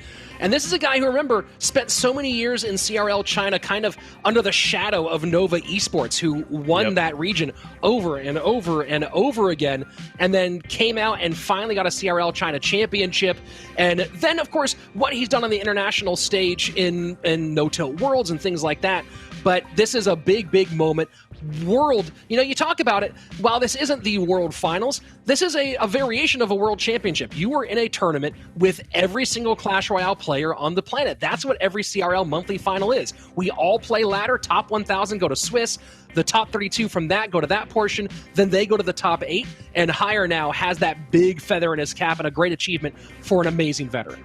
And I don't know if you guys were watching closely enough or celebrating Hire's win, but you saw just there at the bottom of your screen, the date for the Last Chance Qualifier has been announced. It's going to be October 30th and 31st, where we're going to see players battle it out to get to that top 8 spot. Single elimination, 24 matches over 2 days. It's still going to be dual formats, and the seeding for the LCQ will be determined by the players' rankings on that competitive leaderboard, something that Hire does not have to worry about at all. Already coming into this weekend with a World Finals golden ticket, and now he gets to walk away as our monthly champion. But there you go, LCQ October 30th, top 8 players at the end of day 2 will qualify for the World Finals. And that is going to be a very exciting weekend. You talk about playoff season, Rich, we're in the thick of it. Yeah, that's going to be a whole lot of fun. And you can see the prize pool for today. And that's the $20,000 we spoke of that's going towards Hire. Of course, Arden Toas, for your first time getting this deep, that's a nice win there. $10,000 for a rookie in CRL, that is some pretty significant money. So congratulations to our runner-up. But that $20,000 does feel pretty darn good. And, looking forward to the 30th and 31st, Andrew. Last year, I came out as an elite barbarian. I don't know what you've got planned, but that will be a Halloween weekend for another CRL tournament. Yeah, I came dressed out as the miner, and that was actually one of my favorite Halloween costumes I've ever done. So maybe we'll have to do something fun here. Don't laugh. Don't laugh. I'm remembering the candle, the actual. The candle. I think did you get burned? Yeah, there was definitely a moment where the hot wax dripped off the helmet onto my skin, and that was a very exciting moment for me during our broadcast last Halloween. So guys, get dressed up with us. The Last Chance Qualifier will be happening at the end of October, which means that is going to be the last event before our World Finals, Rich. Our World Finals, that's right. There it is. World Finals, December 3rd through 5th. It's going to be a whole Clash event between us, Clash of Clans. It's going to be a ball, and I cannot wait for the next World Finals here in 2021. Yeah, that's going to be absolutely amazing. And this is the first time since, for a long time, we had the no-till World Championship last year. But, you talk about the going all the way back to CCGS, we're going to crown a true world champion we're going to take the best in the world and have them battle it out over a number of days to crown another true world champion. And $200,000 grand prize, by the way, for that world champion. So, you can blow that all on 2 Teslas, I guess. I don't know what you're into these days, but it's going to be a wild tournament. And man, I'm just excited that we get to cast it again. Me too, man. It's been year after year after year doing this, and I love what you're saying right there. It's true. That's one of the things that was always talked about in the team format. We don't know who the true #1 undisputed best Clash Royale player in the world is going to be. It's easy to say who it feels like. It felt like Surge a couple years ago, felt like Ruben last year, but this is the moment where it all comes down to the line. Leaderboard points get you to World Finals, but you have to be able to come through on December 3rd through 5th. And then we get to say, you are the best Clash Royale player in the world, undisputed, unanimous, without a doubt. And that's an exciting thing for us to be able to crown here in 2021. That's going to be a whole lot of fun. And, of course, we've had a whole lot of fun this year. 8 of these monthly finals. It's been a crazy journey. So let's bring back on Eric Benamou and Josh Akrap-Sharon to kind of wrap up this crazy year that we've had of tons of shifts, going to individual format, going to duels format. We've seen all different types of players, from absolute rookies to complete veterans, winning this one. Eric, we're going to go ahead and start with you. This has been, of course, both of your first year moving from the competition side into the caster's booth. Tell me a little bit about your experience and final thoughts on the season. Experience as a caster went from really nervous day one to actually having so much fun. A lot because of you two, who taught us a lot about this and had patience with us and everything. So I appreciate you. Big shout out to both of you. And as far as just the competition, every month got better and better. I think we all expected that it was going to take some time to get used to the duels format, to see the players really evolve when it comes to analysis. We saw streaks from Lucas where he seemed completely unstoppable, taking that best player in the world position from Molite, then Molite coming back, winning 30 in a row in different competitions, and now seeing Higher finish it off.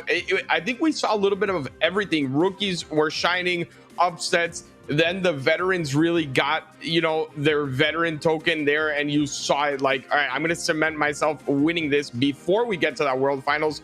And I'm so excited for that Last Chance Qualifier, because if you look at all the names that are in there, it is going to be one bracket for the history books. It is so exciting.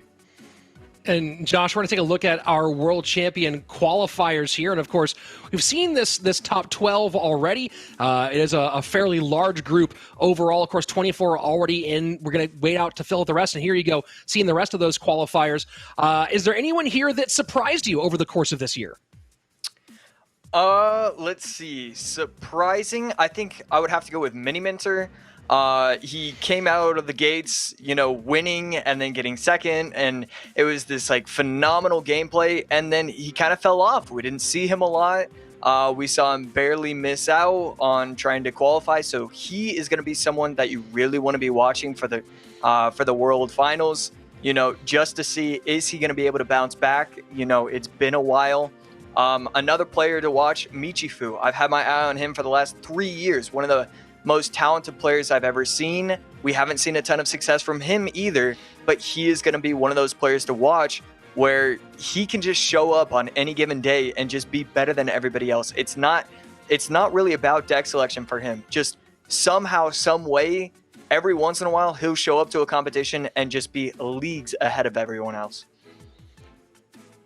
So those are our players that are locked in for World Finals. They get to sit back and hang out until December. But now let's look at our LCQ players. These are the guys that still have to fight for their right to face out in December. Again, the 3rd through the 5th for World Finals. And I'm going to start with you, Rich, here, just because, you know, you're the one that's always fielding the questions. So I might as well ask you, is there anyone that you're really excited about here in this Last Chance Qualifier? People that you think maybe will dominate, or people that you're maybe surprised to see there? This is a really interesting group because you have some longtime veterans, but what you're really looking at a lot in this group is a lot of people who've been the top of the 2nd tier of Clash Royale. You know, you take a couple names out of there. Pompeo, of course, is a longtime veteran. Hajime's had his big moments. But you look at these guys, they've all been the top of the semi-pro scene. And I'm really excited for the few Americans that we have. You know, it's a little bit of bias here, obviously, but I've been closely watching the careers and performances of guys like Ian and Bag, and I'm excited to see those two guys in particular get a shot at this big stage. This is a big moment for both of them, and I you know, just from a little regional bias here, I do wish them and Boss as well a whole lot of luck, because they have a difficult group. Because look at page 2 here. Jupiter, Wero, one of the greatest bridge span players ever, Benzer Riddell, who at one point was considered a top 5 player in the world, Lapo, right? So this is a crazy group. It's going to be a difficult one to play through. Josh, when you look at this list, our second page of the people going to the LCQ, what are your thoughts looking at some of the names here of the people that haven't made it to World Finals yet, and the competition that you might see on October 30th and 31st? Well, I think you kind of know where I'm going to go with, and that's going to be Lapacati at 405 points. It is insane that he wasn't able to finish top 24. I don't care. He could walk up to me, say, I don't have it anymore, I'm the worst player ever, and I would still put him in my top 5 list. I think he is so talented. He just needs to, I don't know if he needs to figure out dual format. I don't know what needs to happen, but I have all the confidence in the world that he will go out there, compete, and be able to qualify for the World Finals. And Eric, your thoughts on that Last Chance Qualifier? It's going to be a crazy one.